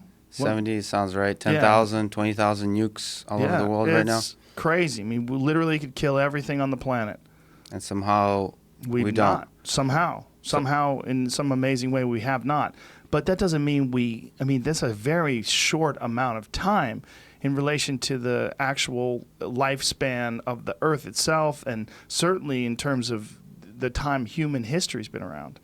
And nuclear weapons, global warming is another one. Sure, but that's a side effect of our actions, right? We're talking about a direct effect of human ingenuity and innovation. The nuclear bomb, it's a direct effect. We tried to make it, we made it, there it goes. Global warming's an accidental consequence of human civilization. So I don't think it's possible to not build the nuclear bomb. You don't think it's possible to not build it? Because people are tribal, they speak different languages, they have different desires and needs, and they were in more. So if all these engineers were working towards it, it was not possible to not build it.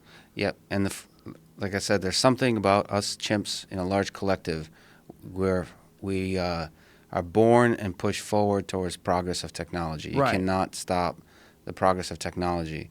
So the goal is how to guide that development into a positive direction. But surely, if we do understand that this has taken place, and we did drop these enormous bombs on Hiroshima and Nagasaki and killed untold amounts of innocent people with these detonations, that it's not necessarily always a good thing to pursue technology. Nobody is so. But you see what I'm saying? Yes, Where I'm getting 100%. at? I agree with you totally. So I'm more playing devil's advocate than Yep. anything. Yeah, But what absolutely. I'm saying is, you guys are looking at these things like we're just trying to make these things happen.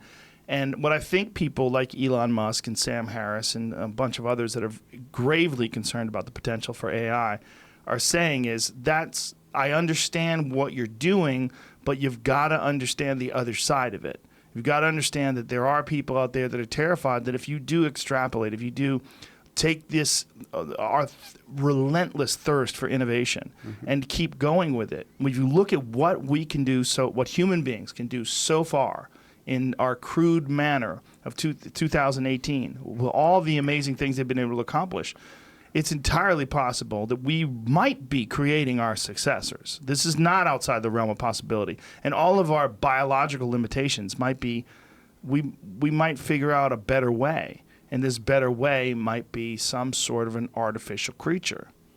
Yep. AI began with our dream to forge the gods. And Yeah. I think that it's impossible to stop.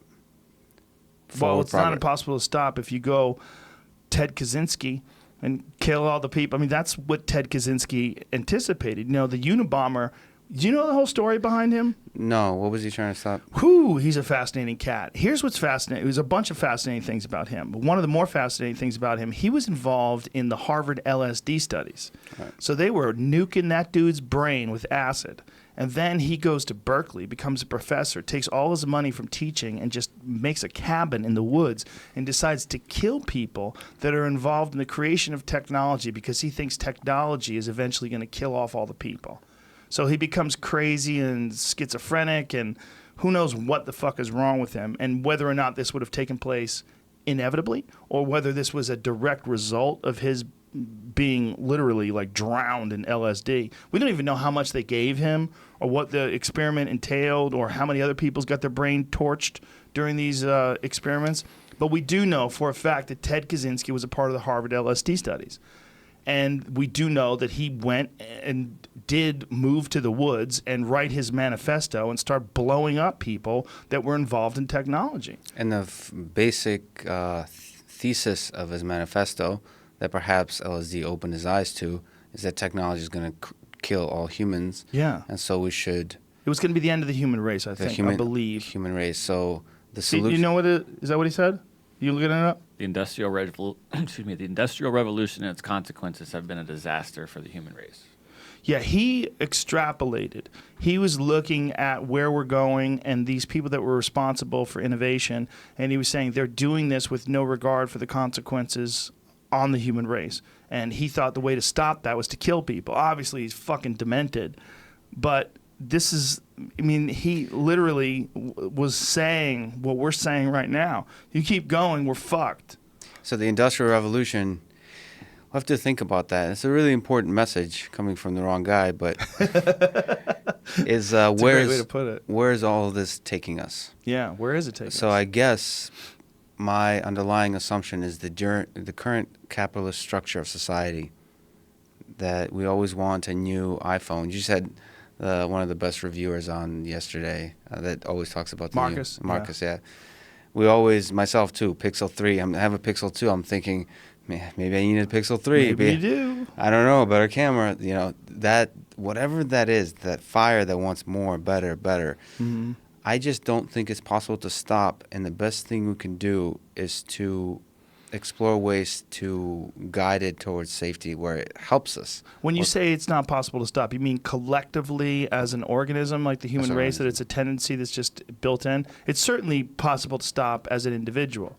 Because I know people, like my friend Ari, who's given up on smartphones. He went to a flip phone, and he doesn't check social media anymore, and he found it to be toxic. He didn't like it. He thought he was too addicted to it, and he didn't like where it was leading him. Yep. So on an individual level, it's possible. Individual level, but then, and just like with Ted Kaczynski, on the individual level, it's possible to do certain things that try to stop it in more dramatic ways. But I just think the force of this symbiotic, this organism that's just this living, breathing organism that is our civilization, will progress forward. We're just curious apes. It's this desire to explore the universe.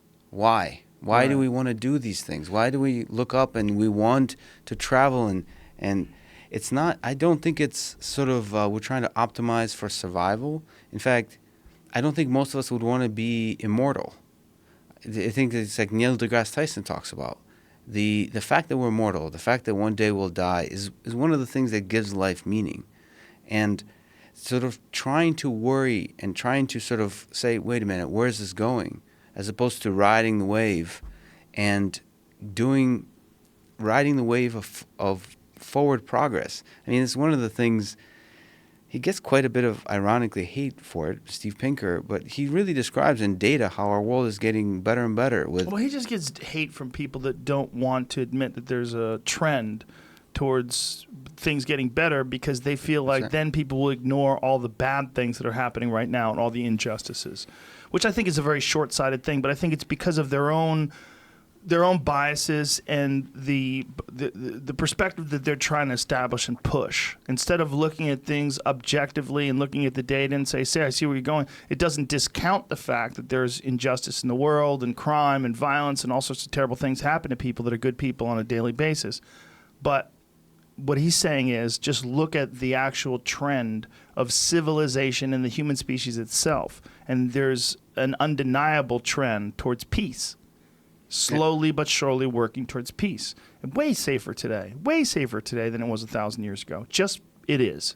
It just is. Yeah, and there's these interesting arguments, which his book kind of blew my mind to this funny joke. He says that some people have considered giving the atom bomb the Nobel Peace Prize because he believes, I'm not an expert in this at all, but he believes that or some people believe that nuclear weapons are actually responsible for a lot of the decrease in violence because all the major people who can do damage, all the Russia and all the major states who can do damage have a strong disincentive from engaging in warfare. Right.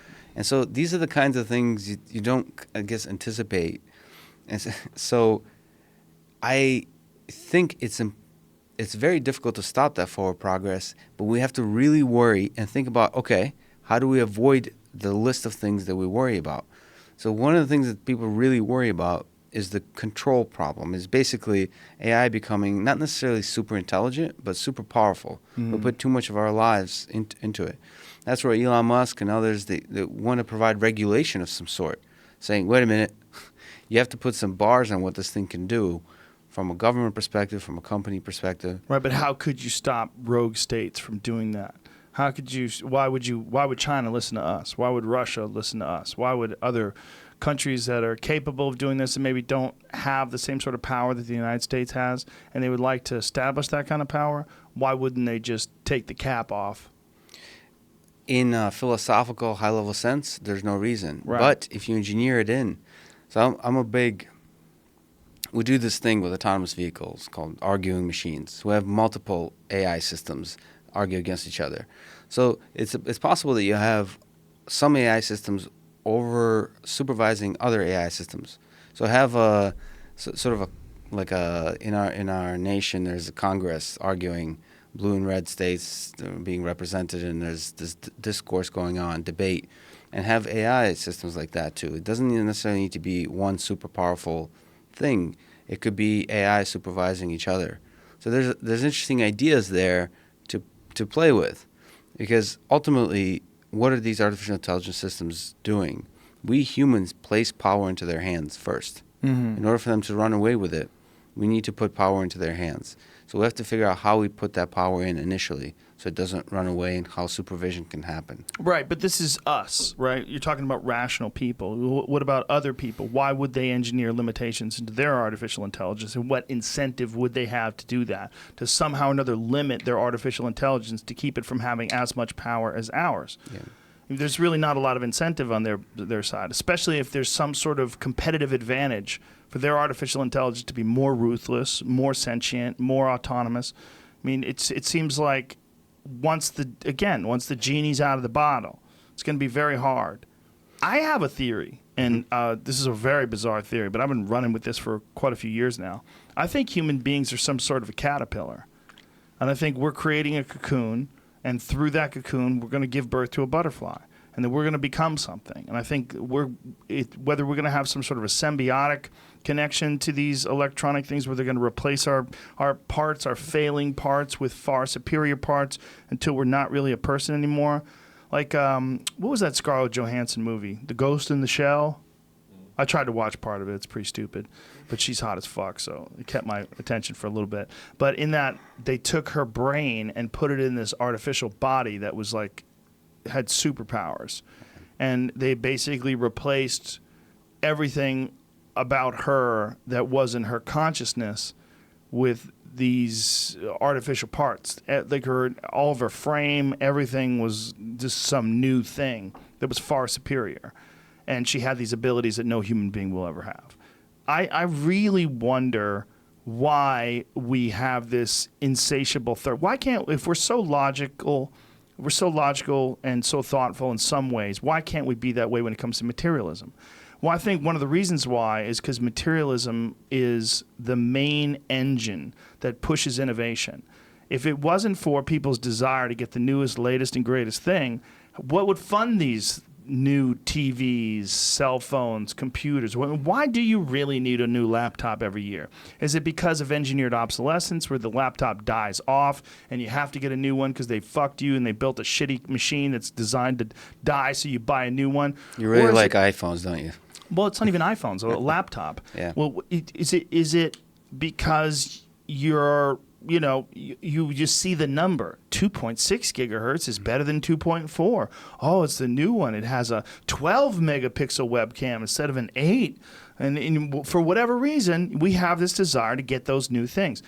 I think that's what fuels innovation. And my cynical view of this thing that's happening is that we have this bizarre desire to fuel our demise, and that we're doing so by fueling technology, by motivating these companies to continually innovate. No, if everybody just said, you know what, man, I'm really into log cabins, and I want an axe or I can cut my own firewood, and I realize that TV's rotting my brain, I just want to read books, so fuck off. And everybody started doing that, and everybody started living, like, when it gets dark out, I'll use candles.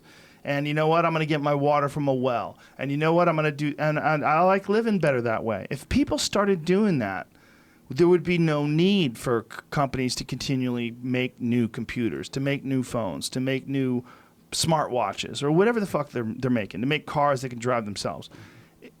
These things that we're really, really attached to. If you looked at the human organism, like if somehow or another could objectively remove yourself from society and culture and all the things that make us a person, and you look at what we do, like what does this thing do? We found this planet. There's these little pink monkeys and brown monkeys and yellow monkeys, and what are they all into? Well, they all seem to be into making stuff. And what kind of stuff are they making? Well, they keep making better and better stuff that's more and more capable. Well, where's it going? Well, it's going to replace them. They're going to make a thing that's better than them.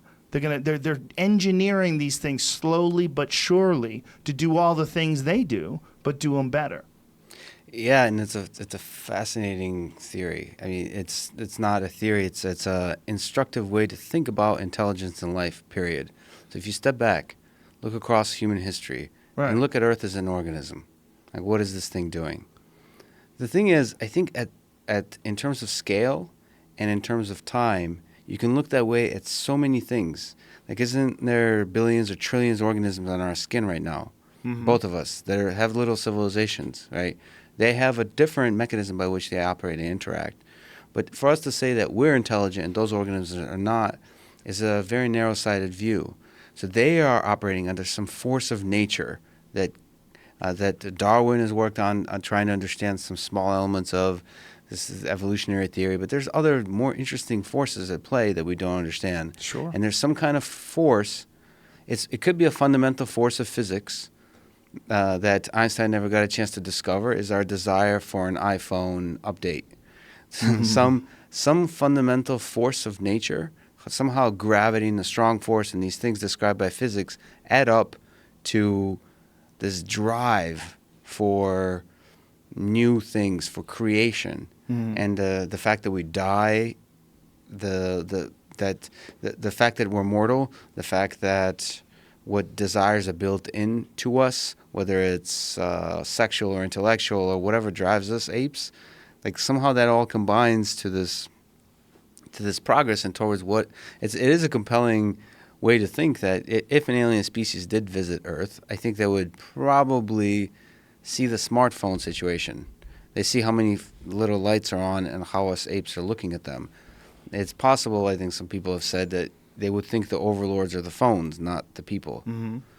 So to think that that's now moving into a direction where the future will be something that is beyond human or symbiotic with human in ways we can't understand is really interesting. Not just that, but something that we're creating ourselves. And it's a main focal point of our existence.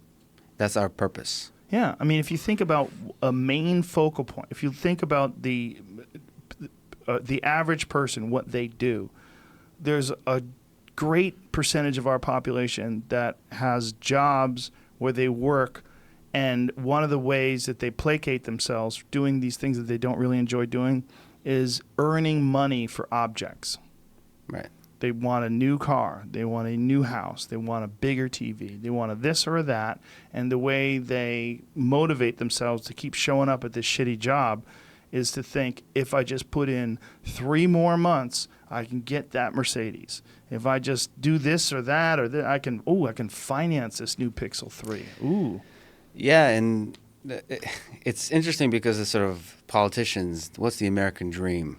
Is for, you hear this thing, I want my children to be better off than me. Mm-hmm. This kind of desire, you can almost see that taken farther and farther there'll be a presidential candidate in 50, 100 years, they'll say, I want my children to be robots. And you know what I mean? Like, sort of this idea that that's the natural evolution, and Right. that is the highest calling of our species. That scares me because I value my own life. But does it scare you if it comes out perfect? Like if each robot is like a god, and each robot is beautiful and loving, and they recognize all the great parts of this existence, and they avoid all the jealousy and the nonsense and all the stupid aspects of being a person. We realize that a lot of these things are just sort of biological engineered tricks that are designed to keep us surviving from generation after generation, but now here in this fantastic new age, we don't need them anymore. Yeah, first, one of the most transformative moments of my life was when I met Spot Mini in person, which is one of the legged robots in Boston Dynamics. For the first time when I met them, met that little fella, I know exactly how it works. I know exactly how every aspect of it works. It's just a dumb robot. But when I met him, and he got up, and he looked at me. There it is right there. Have you seen it dance now? Yeah, the dance. Have you seen the new thing? Yep. The dance is crazy. But see, it's not crazy on the technical side. It's It's crazy. engineered. It's But- obvious. It's programmed, but it's crazy to watch. Like, wow. There's something, the reason the moment was transformative is I know exactly how it works, and yet by watching it, something about the feeling of it, you're like, this thing is alive. And there was this terrifying moment, not terrifying, but terrifying and appealing, where this is the future. Right. Like this thing represents some future that is totally, that we cannot understand. Just like a future in the 18th century of future with planes and smartphones was something we could understand. That little dog could have had a human consciousness in it. That was the feeling I had.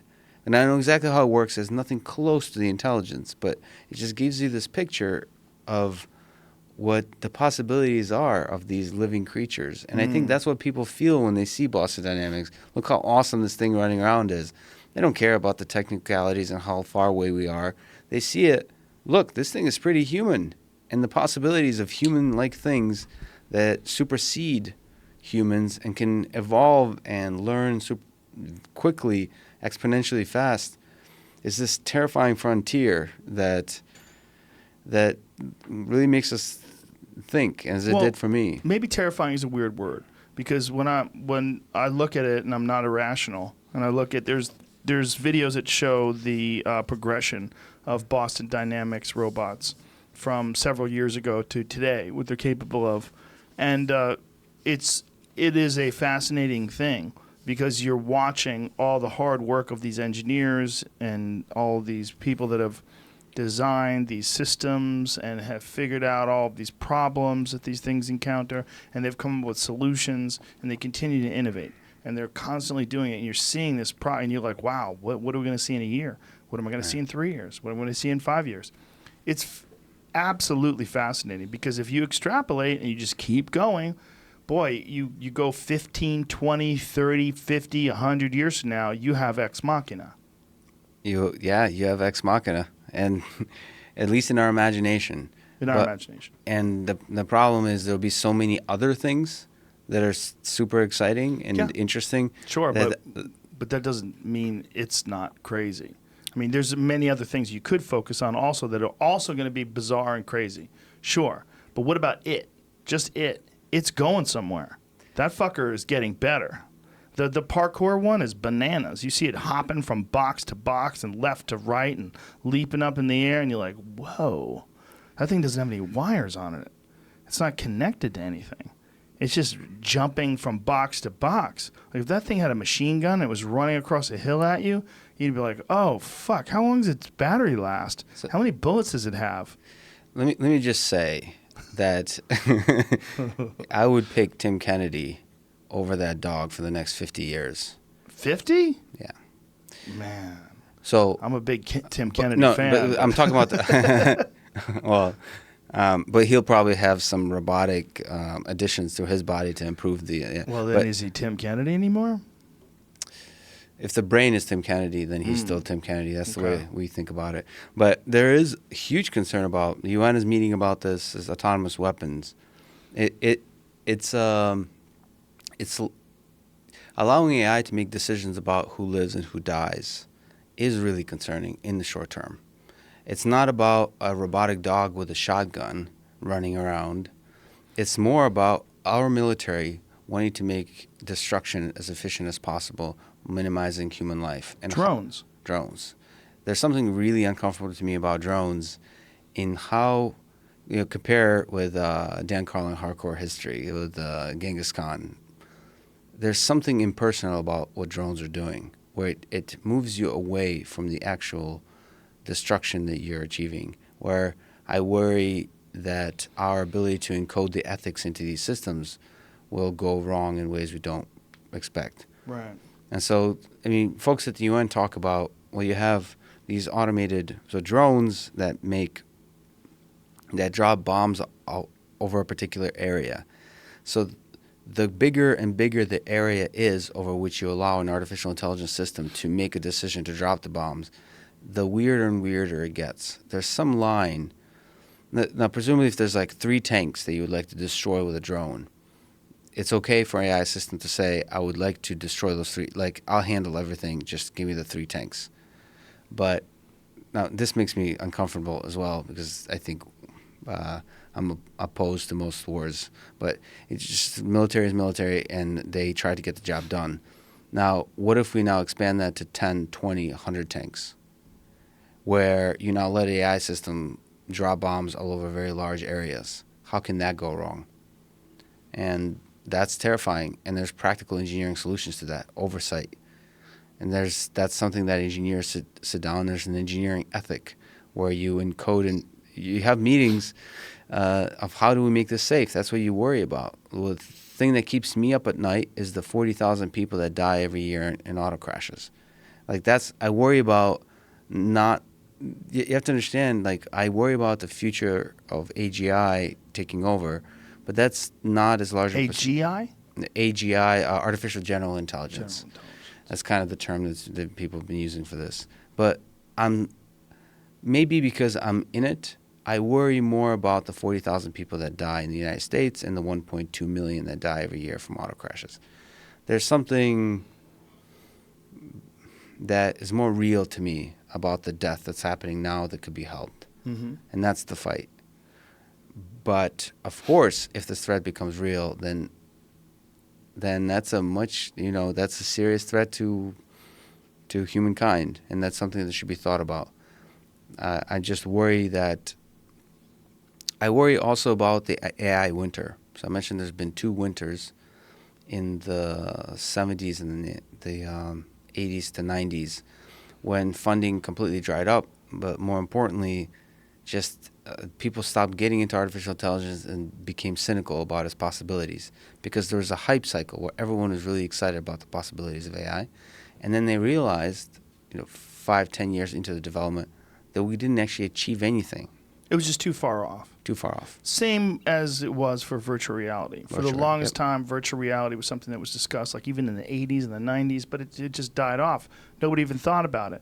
Now it's come back to the forefront when there's real AI or real virtual reality that you can use, like HTC Vives or things along those lines, where you can put these helmets on and you really do see these alternative worlds that people have created in these video games, and it's. You realize there's a practical application for this stuff because the technology has caught up with the concept. Yeah, and I actually don't know where people stand on VR. We do quite a bit of stuff with VR for research purposes, for simulating robotic systems, but I don't know where the hype is. I don't know if people calmed down a little bit on VR. So there was a hype in the 80s and 90s, I think. It's ramped up quite a bit. What is the other one? The Oculus Rift, and what other one? Just those 2? Those are the main ones, and there's other headsets that you can work and use with. Yeah, those systems. And there's some you can use just with a Samsung phone, correct? Yeah, and they're working the next generation, which next year to 2 are going to be all standalone systems. Yeah. So there's going to be an Oculus Rift coming out you don't need a computer for at all. So the ultimate end game fear, the event horizon of that is the Matrix, right? That's what people are terrified of some sort of a virtual reality world where you don't exist in the physical sense anymore. They just plug something into your brain stem, just like they do in the Matrix, and you're just locked into this artificial world. Is that terrifying to you? So that seems to be less terrifying than AI killing all of humankind. Well, it depends. I mean, what is life? That's the real question, right? If you only exist inside of a computer program, but it's a wonderful program, and you whatever your consciousness is, and we haven't really established what that is, right? We don't. I mean, there's a lot of really weird hippie ideas out there about what consciousness is. Your body's just like an antenna, man, and it's just like tuning into consciousness. And consciousness is all around you. It's Gaia. It's the Mother Earth. It's the universe itself. It's God. It's love. Okay, maybe.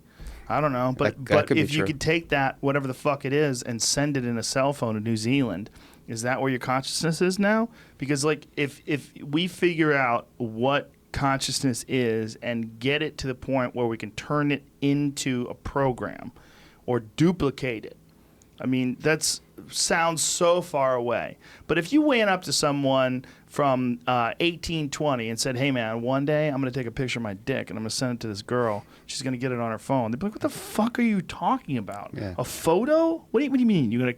What's a photo? Oh, it's like a picture, but you don't draw it. It's perfect.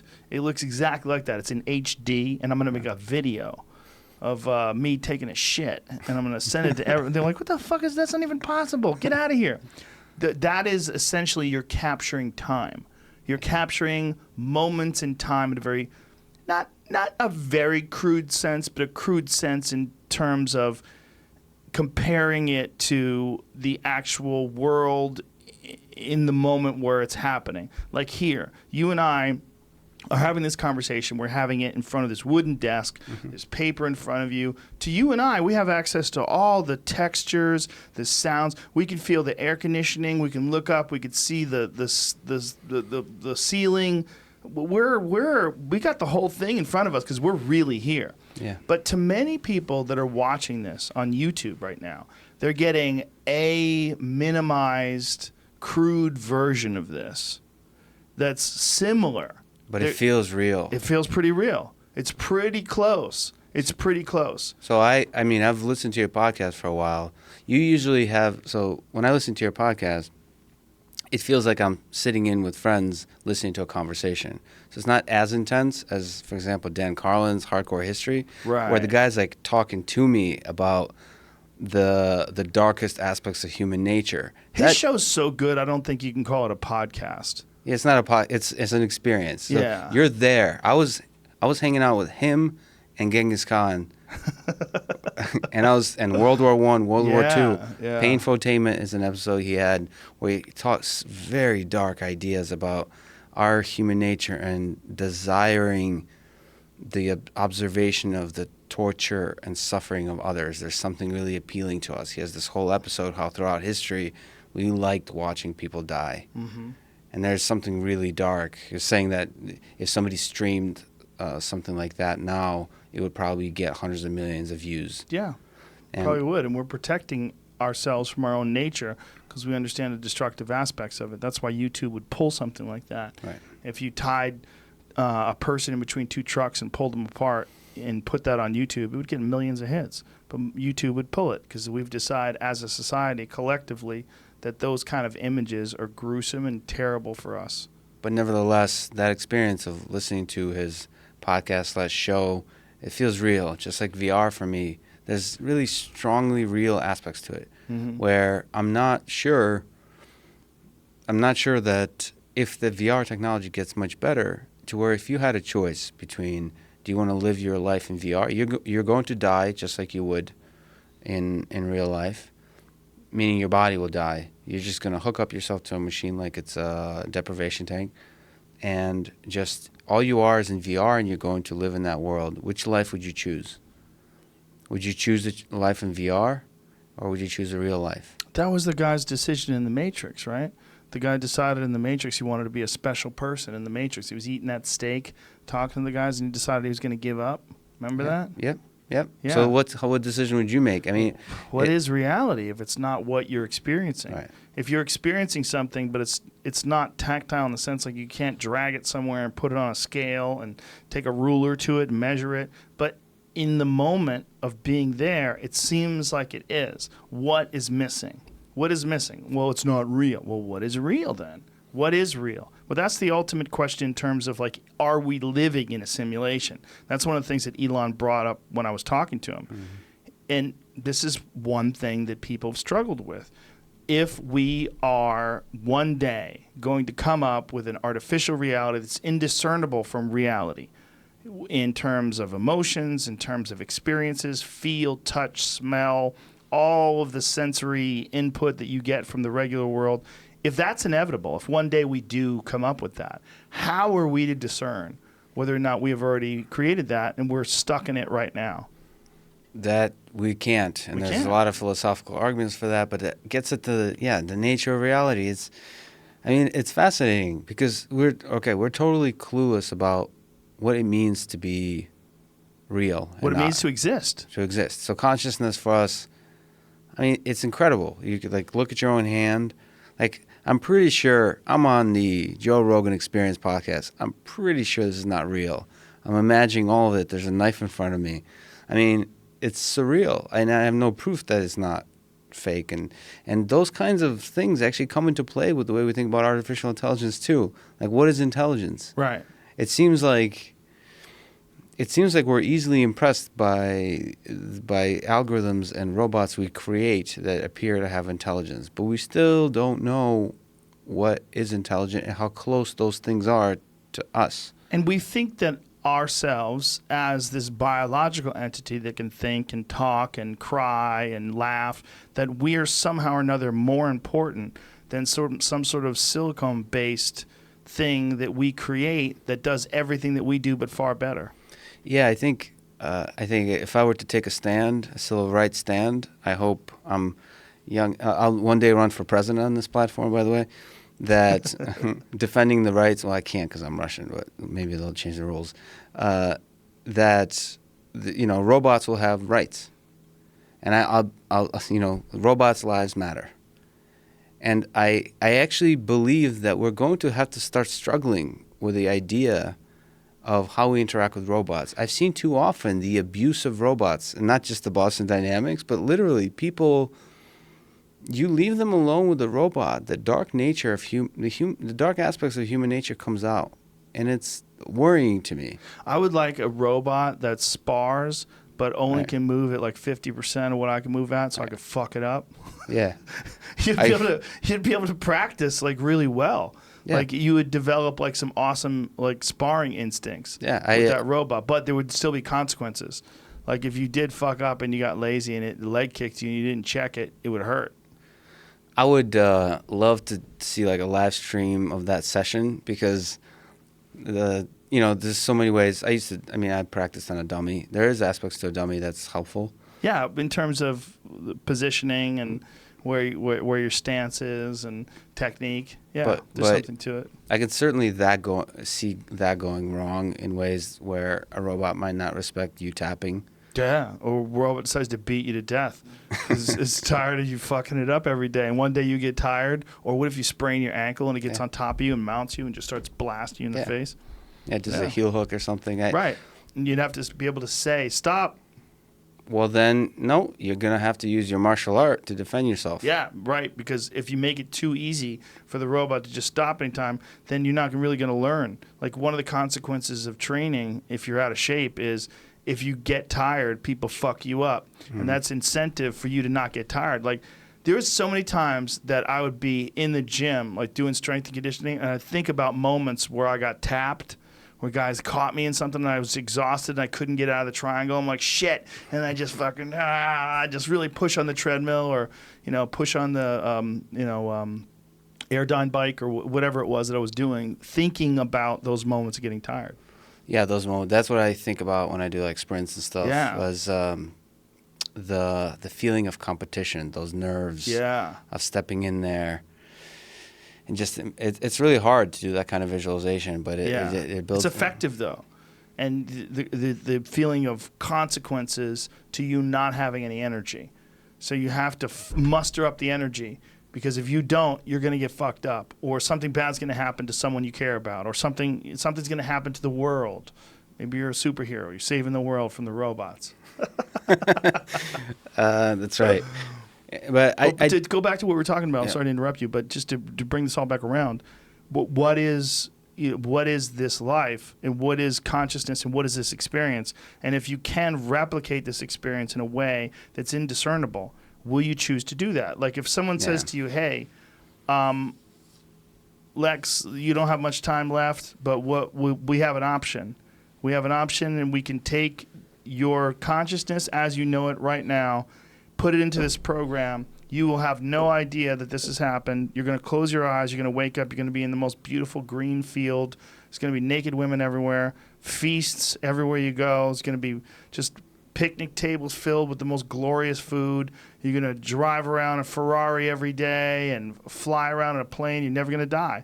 You're going to have a great time. Or take your chances. See what happens when the lights shut off.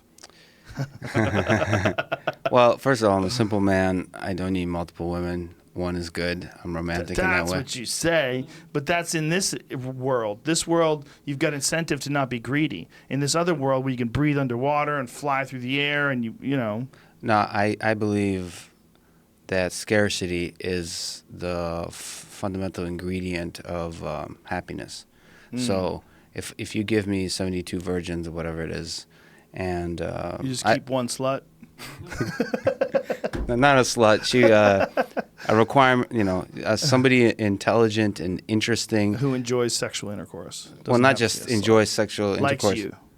A person. Well, that and keeps things interesting. Lex, we can engineer all this into your experience. As- You don't need all these different women. I get it. I understand. Yeah, we've got this program for you. Don't worry about it. Okay, you want one more and a normal car, like maybe a Saab or something like that. Nothing crazy. Yeah. Right? Yeah. But you're a simple man. I get it. No. But you need Want to to play chess with someone who could beat you every now and then, right? Yeah, but not just chess. So engineer some flaws. Like Okay. she needs to be able to lose her shit every once in a while. Yeah, the Matrix. The girl in the red dress. Which girl in the red dress? That comes right here. Remember, he goes like, "Did you notice the girl in the red dress? It's like the one that catches his attention." I don't remember this. This is right at the very beginning when he's telling him what the Matrix is. She walks by right here. Oh, there she is. But bam. That's Like- your girl. The guy afterwards is like, "I I'm engineered telling that. you, What'd you think?" it's just not. It's not. Well, yeah, What's not? but then I have certain features like I'm not an iPhone guy. I like Android, so that may be an iPhone person's girl. But that's nonsense. So if an iPhone came along that was better than Android, you wouldn't want to use it? No, my just definition of better is different. Like, I know, for me, happiness lies like In Android phones? Yeah, Android phones. Close connection with other human beings who are flawed but interesting, who are passionate about what they do. Yeah, but this is all engineered into your program. Yeah. That's. I'm requesting features here. Yeah, because you're requesting features, but why Android phones?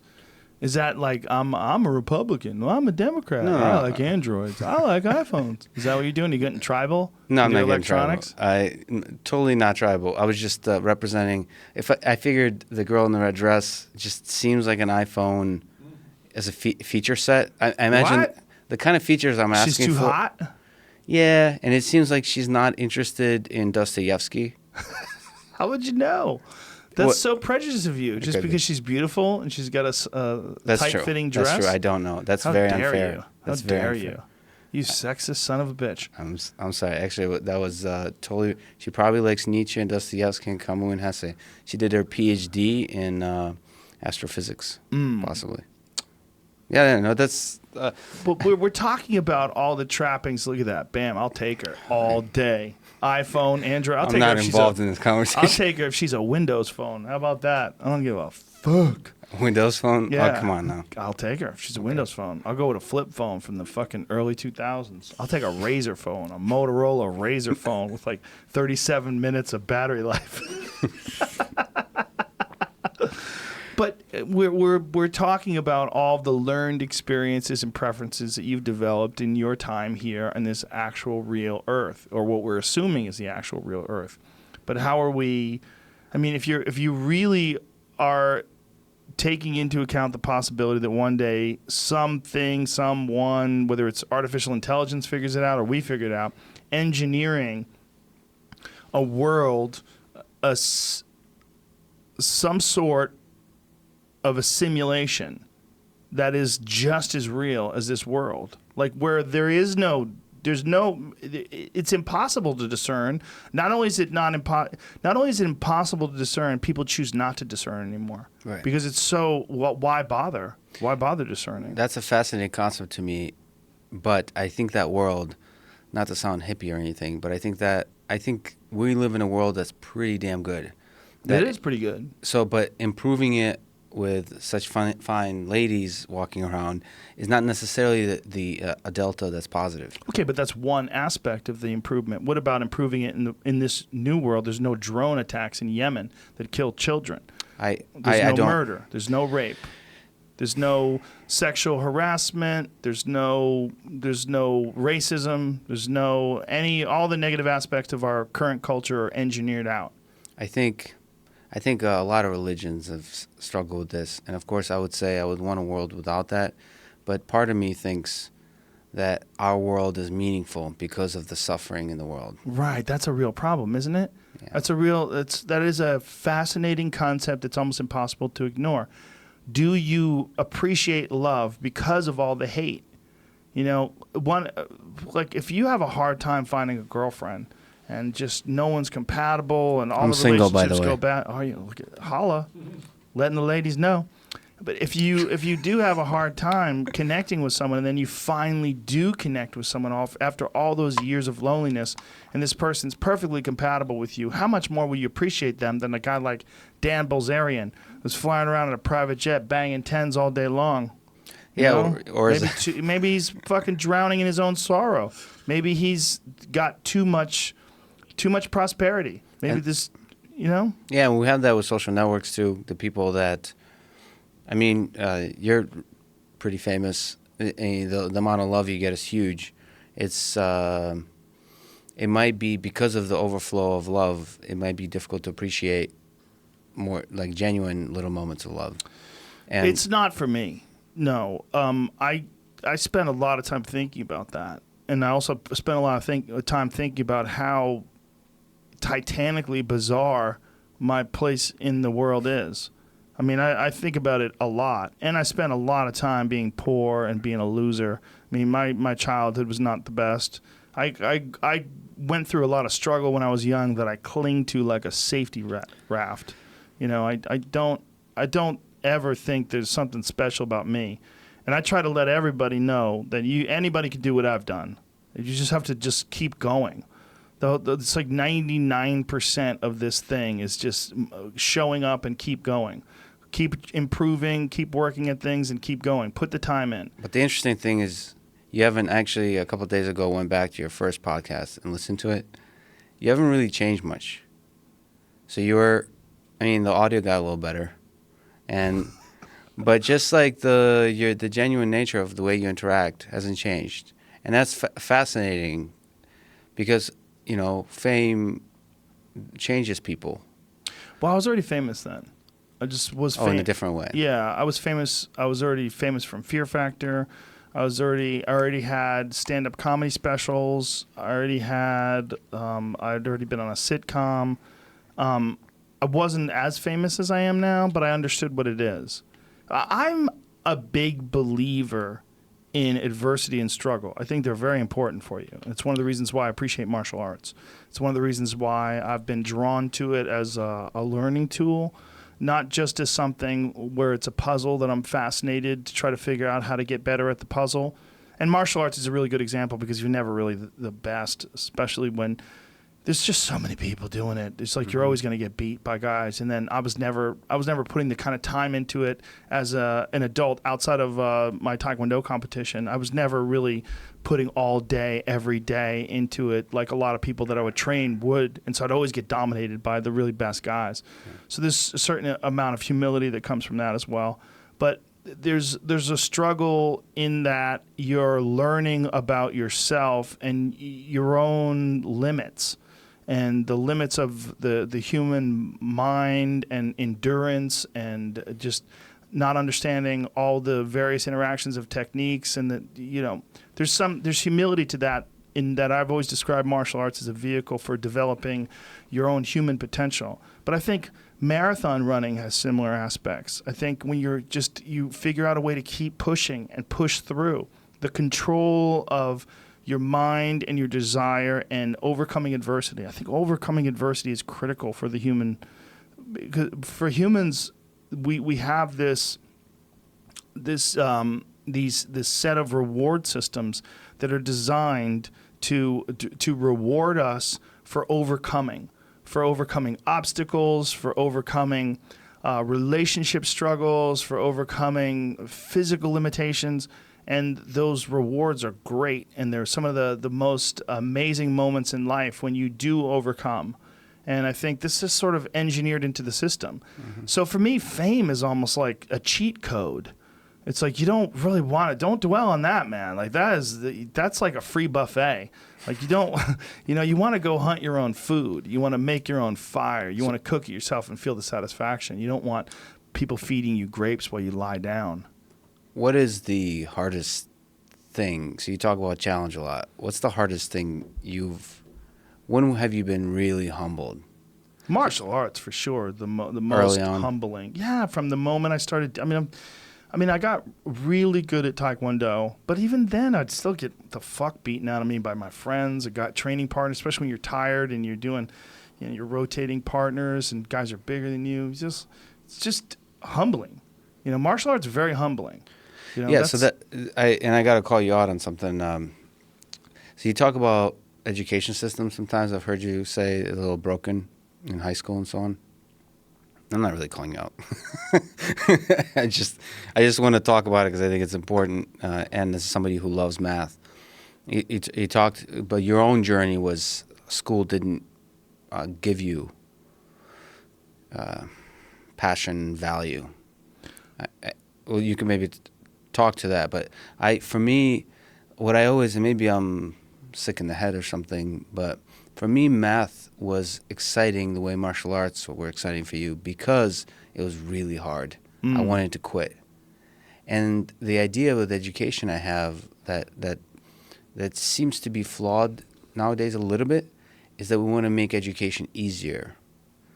That we want to make more accessible and so on. Accessible, of course, is great, but you kind of forget in that, and those are all good goals.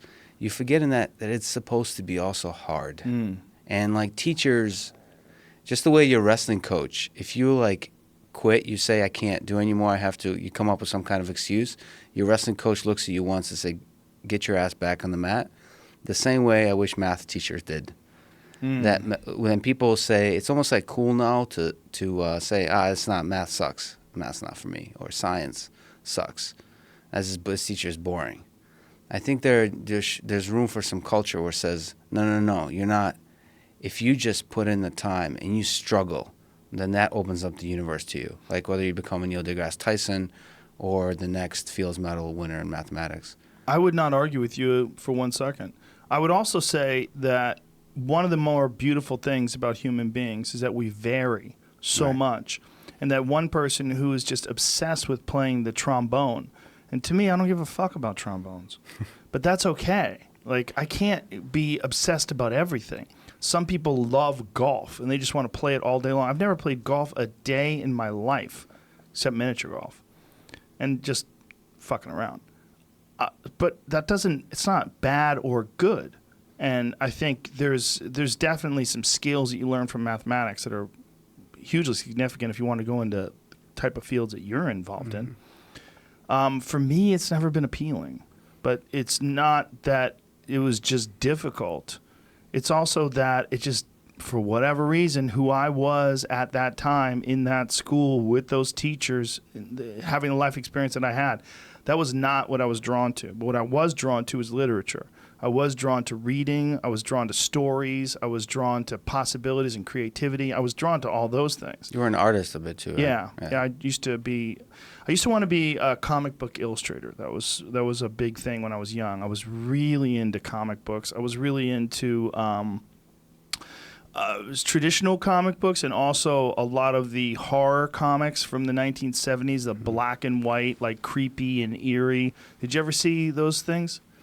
Creepy and eerie, like black and white. Like yeah, what? they were a comic book series that existed like way back in the day. They were all horror, and they were like really cool illustrations and these wild stories. But it was comic books, but they were all black and white. That's creepy and eerie. Oh, that's the actual name. Yeah, eerie and creepy were the names. See, like that was from what year was that? It says September, but it doesn't say what year. But I used to get these when I was a little kid, man. I was like 8, 9 years old in the 70s. Good and evil. Yeah, it was. They were my favorite. Like that's a cover of them, and like they would have like covers that were done by like Frank Frazetta or Boris Vallejo, and just really cool shit.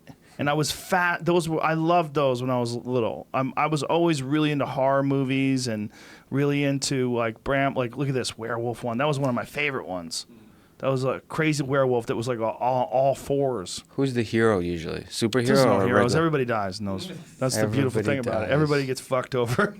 There's nobody. That was the thing that I really liked about them. Was that like nobody made it out alive. There was no one guy who figured it out and rescued the woman and they rode off in the sunset. But You would turn the corner and there'd be a fucking pack of wolves with glowing eyes waiting to tear everybody apart, and that'd be the end of the book. And I was just really into the illustrations. I found them fascinating. I love those kind of horror movies, and I love those kinds of illustrations. So that's what I wanted to do when I was young. Yeah, I think the education system is probably, we talked about creativity, it's probably not as good at inspiring and feeding that creativity. Because I think math and wrestling can be taught systematically.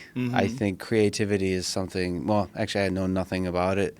So I think it's harder to take somebody like you when you're young and say, and inspire you to pursue that fire, whatever's inside. Well, one of the best ways to inspire people is by giving them these alternatives that are so uninteresting. Like saying, you're going to get a job selling washing machines. And you're like, fuck that. I'm going to figure out a way to not get a job selling washing machines. Like some of the best motivations that I've ever had have been terrible jobs. Because you have these terrible jobs, and you go, okay, fuck that. I'm going to figure out a way to not do this. You know, and whether you want to call it ADD or ADHD or whatever it is that makes kids squirm in class. I didn't squirm in every class. I didn't squirm in science class. I didn't squirm in interesting subjects. There was things that were interesting to me that I would be locked in and completely fascinated by, and there was things where I just couldn't wait to run out of that room. And I don't know what the reason is, but I do know that a lot of what we call our education system is engineered for a very specific result. And that result is you want to get a kid who can sit in class and learn so that they could sit in a job and perform. And that, for whatever reason, that was just, I mean, I didn't have the ideal childhood. Maybe if I did, I would be more inclined to lean that way. But I didn't want to do anything like that. Like, I couldn't wait to get the fuck out of school so I didn't ever have to listen to anybody like that again. And then just a few years later, I mean, you graduate from high school when you're 18. When I was 21, I was a stand-up comic. And I was like, I found it. This is it. I'm like, good. I found there's an actual job that nobody told me about where you could just make fun of shit. And people go out and they pay money to hear you create jokes and routines and bits. Really? You weren't terrified? Of stand-up? No, getting on stage and... Oh, I was definitely nervous the first time. Probably more nervous than anything. Seems harder than fighting, from my perspective. It's different. It's different. The consequences aren't as grave, but that's one of the... Are they not? No. Like embarrassment and not... You don't get pummeled. I mean, you could say, like, emotionally, it's probably more devastating or as devastating. But man, losing a fight it fucks you up for a long time. You feel like shit for a long time. But then you win, you feel amazing for a long time too. When you kill on stage, you only feel good for like an hour or so, and that goes away. It feels normal. It's just normal. It's just life, you know. But I think that it prepared me, like competing in martial arts, the fear of that, and then how hard it is to like stand opposite another person who's the same size as you, who's equally well trained, who's also a martial arts expert, and they ask you, "Are you ready? Are you ready?" You bow to each other, and then they go, "Fight!" And then you're like, "Fuck, here we go." Like that to me probably was like one of the best prep, and to do that from the time I was 15 till I was 21 was probably the best preparation for anything that was difficult to do, because it was so fucking scary. And then to go from that into stand-up, I think it prepared me for stand-up because I was already used to doing things that were scary. Right. And now I seek scary things out. I seek difficult things out. Like picking up the bow and learning that. Yes, archery, which is really difficult. I mean, it's one of the reasons why I got attracted even to playing pool. Pool is very difficult. It's very difficult to control your nerves on high pressure situations. Yeah. So that there's some benefits to that. But it goes back to what you were saying earlier. How much of all this stuff, like when you were saying that scarcity, there's real value in scarcity, and that there's real value in struggle, and there's how much of all this is just engineered into our human system that has given us the tools and the incentive to make it to 2018 with the human species. Yeah, I think it's whoever the engineer is, whether it's God or nature or whatever, I think it's engineered in somehow. Mm-hmm. We get to think about that when you try to create an artificial intelligence system. When you imagine what's a perfect system for you, we talked about this with the lady, what's the perfect system for you?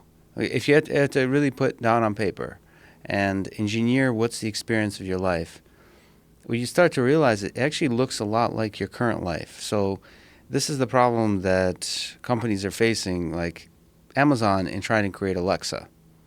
What do you want from Alexa? Do you want a tool that says what the weather is, or do you want Alexa to say, "Joe, I don't want to talk to you right now. I have..." Alexa, where you have to work her over, like, "Alexa, come on, what did I do? I'm sorry." Yeah. Listen, if I was rude, I was insensitive, I was tired, the commute was really rough. And they should be like, "I'm seeing somebody else." Alexa. Do you remember Avatar depression? The movie Avatar, and depression is a psychological effect after the movie somehow? Yeah, it was a real term that people were using, that psychologists were using, because people would see the movie Avatar, which I loved. A lot of people said, "Oh, it's fucking Pocahontas with blue people." To those people I say, "Fuck off." You want to talk about suspension of disbelief? That to me, that movie was the ultimate suspension of disbelief. I love that movie. I fucking love that. I know James Cameron's working on like 15 sequels right now, all simultaneously. I wish that motherfucker would dole them out. He's like a crack dealer that gets you hooked once, and then you just waiting outside in the cold, shivering for years.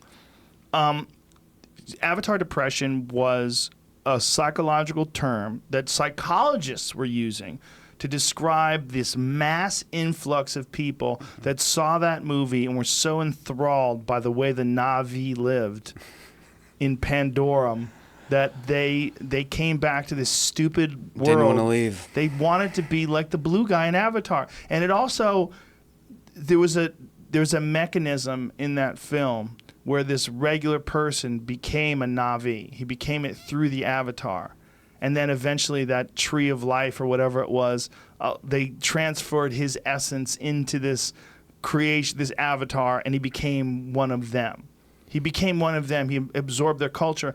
And it was very much like our romanticized versions of the Native Americans, that they lived in symbiotic relationship with the earth. They only took what they needed.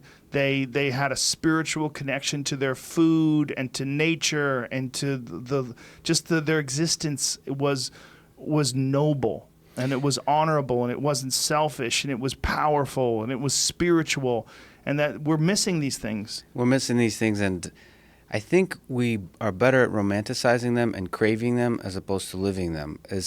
I mean, you look at movies like Happy People with Life in the Taiga. Life in the Taiga is.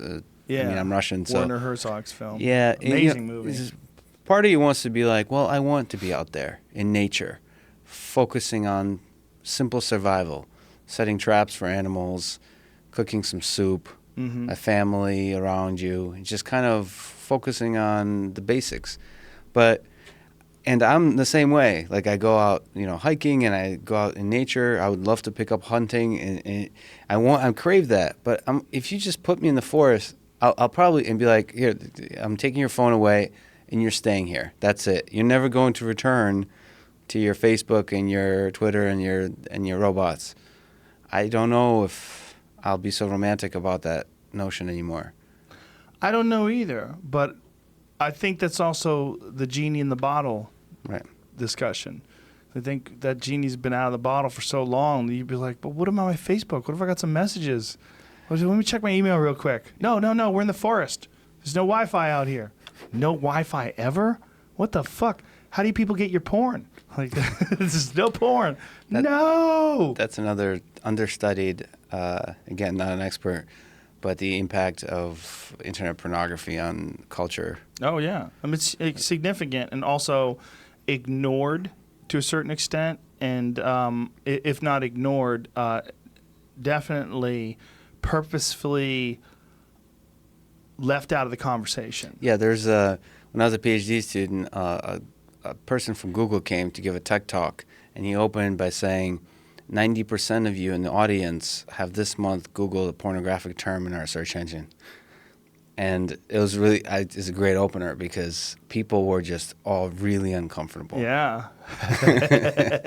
Because we just kind of hide it away into this, but it certainly has an impact. But I think there's a suppression aspect to that too that's unhealthy. We have a suppression of our sexuality because we think that somehow or another it's negative. Right. And especially for women. I mean, for women, like men, a man who is a sexual conqueror is thought to be a stud, whereas a woman who seeks out multiple desirable sexual partners is thought to be troubled. There's something wrong with her. They're criticized. They use terms like we used earlier, like slut or whore. There's no. You call a man a male slut, they'll start laughing. Yup, that's me, dude. Like, men don't give a fuck about that. It's not stigmatized. But somehow or another through our culture, it's stigmatized for women. And then the idea of masturbation is stigmatized. All these different things that our Puritan roots of our society start showing, and our religious ideology starts showing when we discuss our issues that we have with sex and pornography. Right. And for me, this is something I think about a little bit. because my dream is to create an artificial intelligence, a human-centered artificial intelligence system that provides a deep, meaningful connection with another human being. And you have to consider the fact that pornography or sex dolls will be part of that journey somehow in society. Something the dummy they'll be using for martial arts would likely to be an out development of sex robots, and we have to think about what's the impact of those kinds of robots on society. Well, women in particular are violently opposed to sex robots. I read a couple of articles written by women about sex robots and the possibility of future sex robots. And I shouldn't say violently, but it's always negative. So is the idea that men would want to have sex with some beautiful thing that's programmed to love them as opposed to earning the love of a woman. But you don't hear that same interpretation from men. From men, it seems to be that there's a thought about maybe it's kind of gross, but also that it's inevitable, and that and then there's like this like sort of nod to it, like how crazy would that be if you had the perfect woman, like the woman in the red dress in The Matrix. Yeah, but she comes over your house and she's perfect. Because you're not thinking about the alternative, which is a male robot doll, which will now be able to satisfy your girlfriend, wife better than you. I think you'll hear from guys a lot more then. Maybe. Or maybe or like, start competing. Good luck with her. She's fucking annoying. She's always yelling at me. Let her yell at the robot. He's not going to care. Then that robot turns into a grappling dummy. Yeah, and maybe she can go ahead and get fat with the robot. He's not even going to care. Go ahead. Just sit around, eat Cheetos all day and scream at him. He's your slave. Good. I mean, it could work both ways, right? It could work the same way that a man would, a woman would see a man that is interested in a sex robot to be disgusting and pathetic. A man could see the same thing in a woman that's interested in a sex robot. Like, okay, is that what you want? You're some crude thing that just wants physical pleasure, and you don't even care about a real, actual emotional connection to a biological human being? Like, okay, well then you're not my kind of woman anyway. Yeah, but if done well, those are the kinds of, in terms of threats of AI, to me, it can change the fabric of society, because like I'm old school in the sense I like monogamy, for example. Well, you say that because you don't have a girlfriend. So you're longing for monogamy. One is better than zero. Well, no, the real reason I don't have a girlfriend is because, and it's fascinating with people like you actually, with Elon Musk, like the time. Yes. Is a huge challenge because of how much a romantic I am, because how much I care about people around me. I feel like it's a significant investment of time. And also the amount of work that you do. I mean, if you're dedicated to a passion like artificial intelligence and the sheer amount of fucking studying and research and programming too. Yeah. There's certain disciplines in which you have to. Certain disciplines require, like Stephen Pressfield talks about writing. You can get pretty far with 2-3 hours a day. When you're programming, a lot of the engineering tasks, they just take up hours. It's just hard, which is why I really one of the reasons I may disagree with Elon Musk about a bunch of things, but he's an inspiration because I think he's a pretty good dad, right? And he finds the time for his sons while being probably an order of magnitude busier than I am. And it's fascinating to me how that's possible. Well, once you have children, I mean, there obviously are people that are bad dads. But once you have children, your life shifts in almost, it's an indescribable way because you're different. It's not just that your life is different. When you have a child, like there hasn't been a moment while we're having this conversation that I haven't been thinking about my children. Thinking about what they're doing, where they are. It's always running in the background. It's a part of life. You're connected to these people that you love so much, and they rely on you for guidance and for warmth and affection. But how did your life have to change? Well, your life, you just change, man. When you see the baby, you change. When you start feeding them, you change. When you hold them, you change. When you hold their hand while they walk, you change. When they ask you questions, you change. When they laugh and giggle, you change. When they smack you in the face and you pretend to fall down, they laugh, you change. You know, you just change, man. You change. You become a different thing. You become a dad. So you almost can't help but Some people do help it, though. That's what's sad. Some people resist it. I mean, I know people that have been terrible, terrible parents. They'd rather stay out all night and never come home, and they don't want to take care of their kids, and they split up with the wife or the girlfriend who's got the kid, and they don't give child support. I mean, it's a really common theme, man. I mean, there's a lot of men out there that don't pay child support. That's a dark, dark thing. You have a child out there that needs food, and you're so fucking selfish. You don't want to provide resources. Not only do you not want to be there for companionship, you don't want to provide resources to pay for the child's food. You don't feel responsible for it. I mean, that was my case when I was a kid. My dad didn't pay child support, and we were very poor. It's one of the reasons why we were so poor. And I know other people that have had that same experience. So it's not everyone that becomes a father or that impregnates, I should say, a woman and becomes and the other side is true too. There's women that are terrible mothers for whatever reason. I mean, maybe they're broken psychologically, maybe they have mental health issues, whatever it is. There's some women that are fucking terrible moms, and it's sad, but it makes you appreciate women that are great moms so much more. You know? Yeah. When I see guys like you, the inspiration is, so I'm looking for sort of structural, what's the process to then fit people into your life? But what I hear is when it happens, you just do. You doesn't change. always, but this is the thing, man. We're not living in a book. Right. We're not living in a movie. It doesn't always happen. Like, you have to decide that you want it to happen, and you got to go looking for it, because if you don't, you could just be older.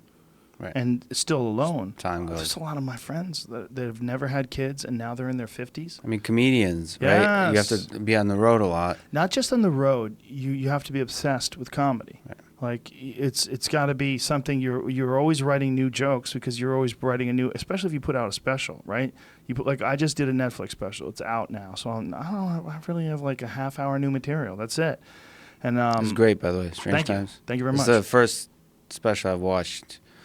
It was actually really weird. Sorry to go on a tangent, but I've listened to you quite a bit, but I've never looked at you doing comedy, and it was so different. Because like here, you're just like improv. You're like a jazz musician here. It's like a regular conversation. The stand-up special, it was clear. Like that's like everything is perfect. The timing. It's like watching you do a different art almost. It's kind of interesting. It's like a song or something. It's like it's not, there's some riffing to it, there's some improvisation to it, but it's also, there's a very clear structure to it. But it's so time intensive, and you got to be obsessed with it to continue to do something like that. So for some people, that travel and the road, that takes priority over all things, including relationships, and then you never really settle down. And so you never have a significant relationship with someone that you could have a child with. And I know many friends that are like that. And I know friends that have gotten vasectomies because they don't want it. They like this life. And there's nothing wrong with that either. You know, I always was upset by this notion that in order to be a full and complete adult, you have to have a child. You have to be a parent. And I think even as a parent, where I think it's probably one of the most significant things in my life, I reject that notion. I think you could absolutely be a fully developed person, an amazing influence in society, an amazing contributor to your culture and your community without ever having a child, whether you're a man or a woman. It's entirely possible. And the idea that it's not is silly. Like, we're all different in so many different ways, you know, and we contribute in so many different ways. Like, there's going to be people that are obsessed with mathematics. There's going to be people that are obsessed with literature. There's going to be people that are obsessed with music. And they don't all have to be the same fucking person, because you really don't have enough time for it to be the same person. You know, and there's going to be people that love having children. They love being a dad or love being a mom. And there's going to be people that don't want to have nothing to do with that, and they get snipped early, and they're like, fuck off. I'm going to smoke cigarettes and drink booze, and I'm going to fly around the world and talk shit. And those people are okay too. Like, it's the way we interact with each other that's most important. That's what I think. The way human beings, the way we form bonds and friendships, the way we contribute to each other's lives, the way we find our passion and create, those things are what's really important. Yeah, but there's also an element. Just looking at my parents, I think they're still together. They've gotten together. It was standard to get together when you're like 20 or I should know this, but 23, 20, whatever, young. And there's an element there where you don't want to be too rational. You just want to just dive in. Right. Should you be an MMA fighter? Should you be like I'm in academia now, so I'm a research scientist at MIT. The pay is much, much lower than all the offers I'm getting nonstop. Is it rational? I don't know. But your passion is doing what you're doing currently. Yeah, but it's like it's. What are the other offers? Like, what kind of other jobs? And are they appealing in any way? Yeah, they're appealing. So I'm making a decision that's similar to actually getting married, which is so the offers are. Well, I shouldn't call them out, but Google phase, but the usual AI research, pretty high positions, and there's just something in me that says the chaos of this environment at MIT is something I'm drawn to. It doesn't make sense, so I can do what I'm passionate about in a lot of places. You just kind of dive in, and I had a sense that a lot of our culture creates that momentum, and you just kind of have to go with it. And that's why my parents got together. Like a lot of people, a lot of couples wouldn't be together if they weren't kind of culturally forced to be together, and divorce was such a negative thing. And they grew together and created a super happy connection. So I'm a little afraid of over-rationality about choosing the path of life. So you're saying like monogamy relationship don't always make sense. They don't have to make sense. You know what? I think I'm a big believer in doing what you want to do. And if you want to be involved in a monogamous relationship, I think you should do it. But if you don't want to be involved in one, I think you should do that too. Yeah. I mean, if you want to be like a nomad and travel around the world and just live out of a backpack, I don't think there's anything wrong with that. As long as you're healthy and you survive and you're not depressed and you're not longing for something that you're not participating in. But I think when you are doing something and you don't want to be doing it, it brings me back to, was it Thoreau's quote, I guess? I always fuck up who made this. What? I think I know which one you're going to say. This yeah, most men live lives of silent desperation. That's real, man. That's real. That's real. That's what you don't want. I think it's Thoreau, right? I'm checking. You don't want silent desperation. You're right. Yeah, it is right. I fucking love that quote because I've seen it. I've seen it in so many people's faces. And that's one thing I've managed to avoid. And I don't know if I avoided that by luck or just by the fact I'm stupid and I just follow my instincts, whether they're right or wrong, and I make it work. But this goes back to what we were discussing in terms of what is the nature of reality and what are these? Are we just finding these romanticized interpretations of our own biological needs and our human reward systems that's creating these beautiful visions of what is life and what is important, poetry and food and music and all the passions and dancing and holding someone in your arms that you care for deeply, and like, are all those things just little tricks? Are all those little biological tricks in order to just keep on this very strange dance of human civilization so that we can keep on creating new and better products that keep on moving innovation towards this ultimate eventual goal of artificial intelligence, of giving birth to the gods. Yeah, giving birth to the gods. Yeah, so, I did want to mention one thing about the one thing I don't understand fully, but I've been thinking about for the last couple of years, the application of artificial intelligence to politics. Yeah, I've heard you talked about sort of government being broken in the sense that one guy, one president, that doesn't make any sense.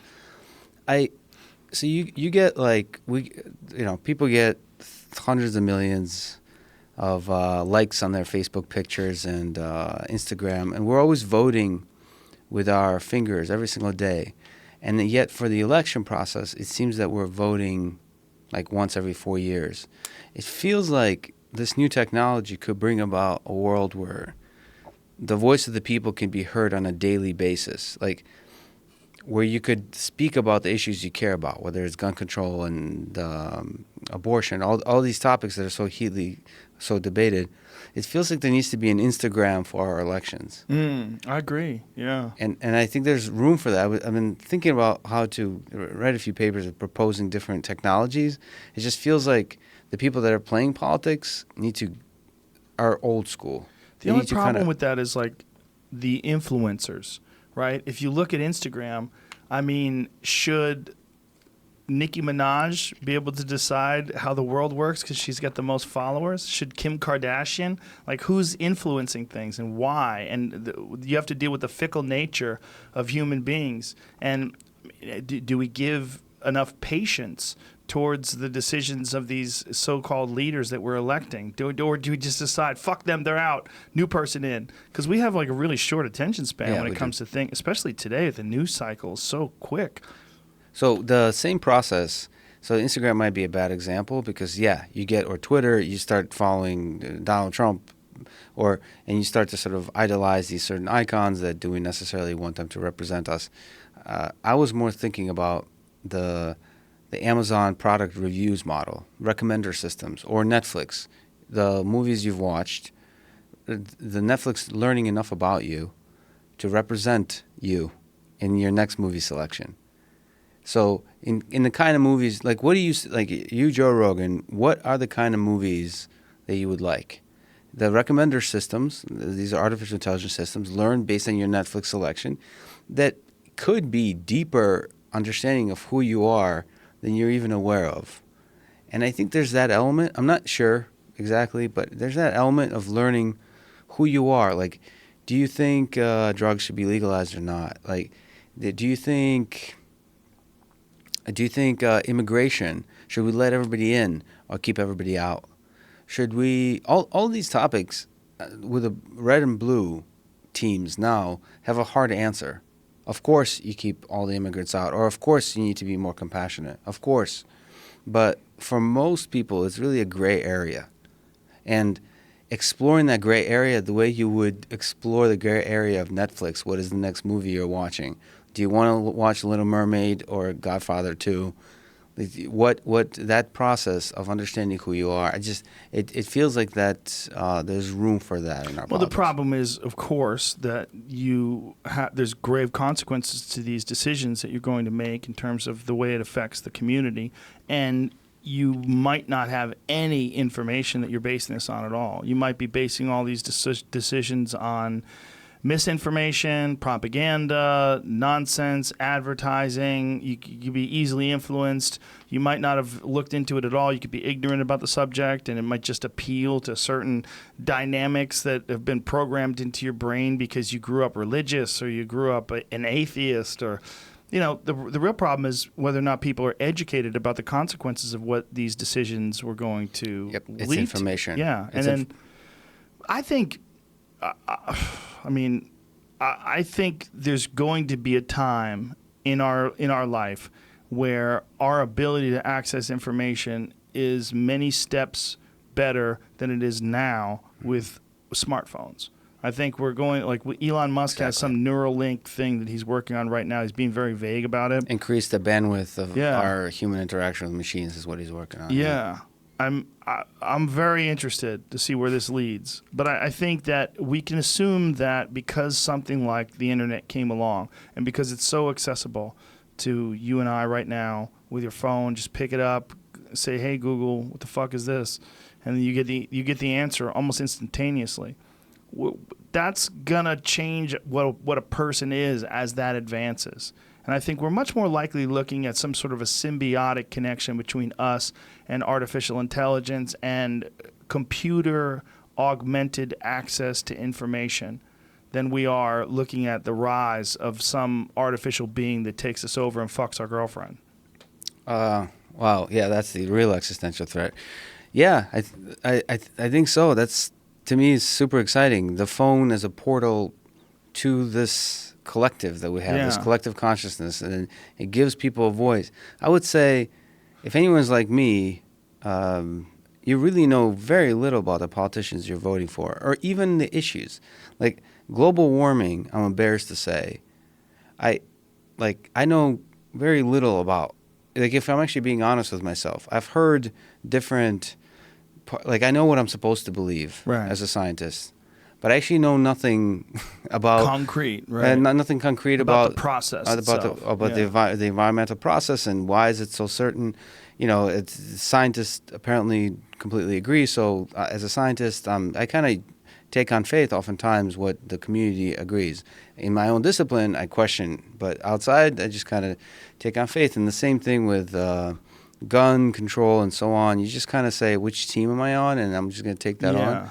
I just feel like it's such a disruptible space to where people could be given just a tiny bit more information to help them. Well, maybe that's where something like Neuralink comes along, Right. and just enhances our ability to access this stuff in a way that's much more, just more tangible than just being able to Google search it. And maybe this process is something that we really can't anticipate. It's going to have to happen to us, just like what we're talking about, cell phone images that you could just send to Australia with the click of a button, that no one would have ever anticipated that 300 years ago. Maybe we are beyond our capacity for understanding The impact of all of this stuff. Yeah, maybe. The kids coming up now, what is that world going to look like? When you're too old, you'll be like 95 sitting on a porch with a shotgun with Clint Eastwood.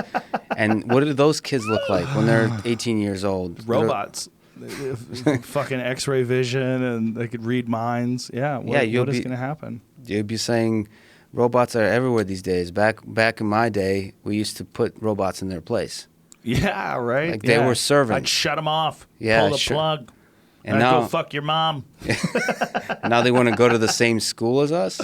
Yeah, and they want to run for president. They want to run for president. Yeah, and they're more compassionate and smarter, but we still hate them because they don't go to the bathroom. Yeah. Well, not we. Half the country will hate them, and the other will right. love them. And the Abraham Lincoln character will come along. That's what I'm pitching myself for. I'm telling the you. Abraham Lincoln of the robot world. Oh, the robot world. That's the speeches that everybody quotes. And one other thing I got to say about academia. Okay. In defense of academia. So you've had a lot of really smart people on, including Sam Harris and Jordan Peterson. And often the word academia is used to replace a certain concept. So I'm part of academia.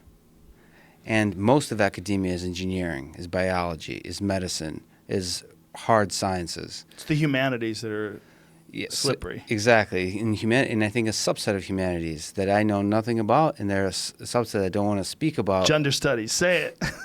I don't know. I don't know. So Candyman.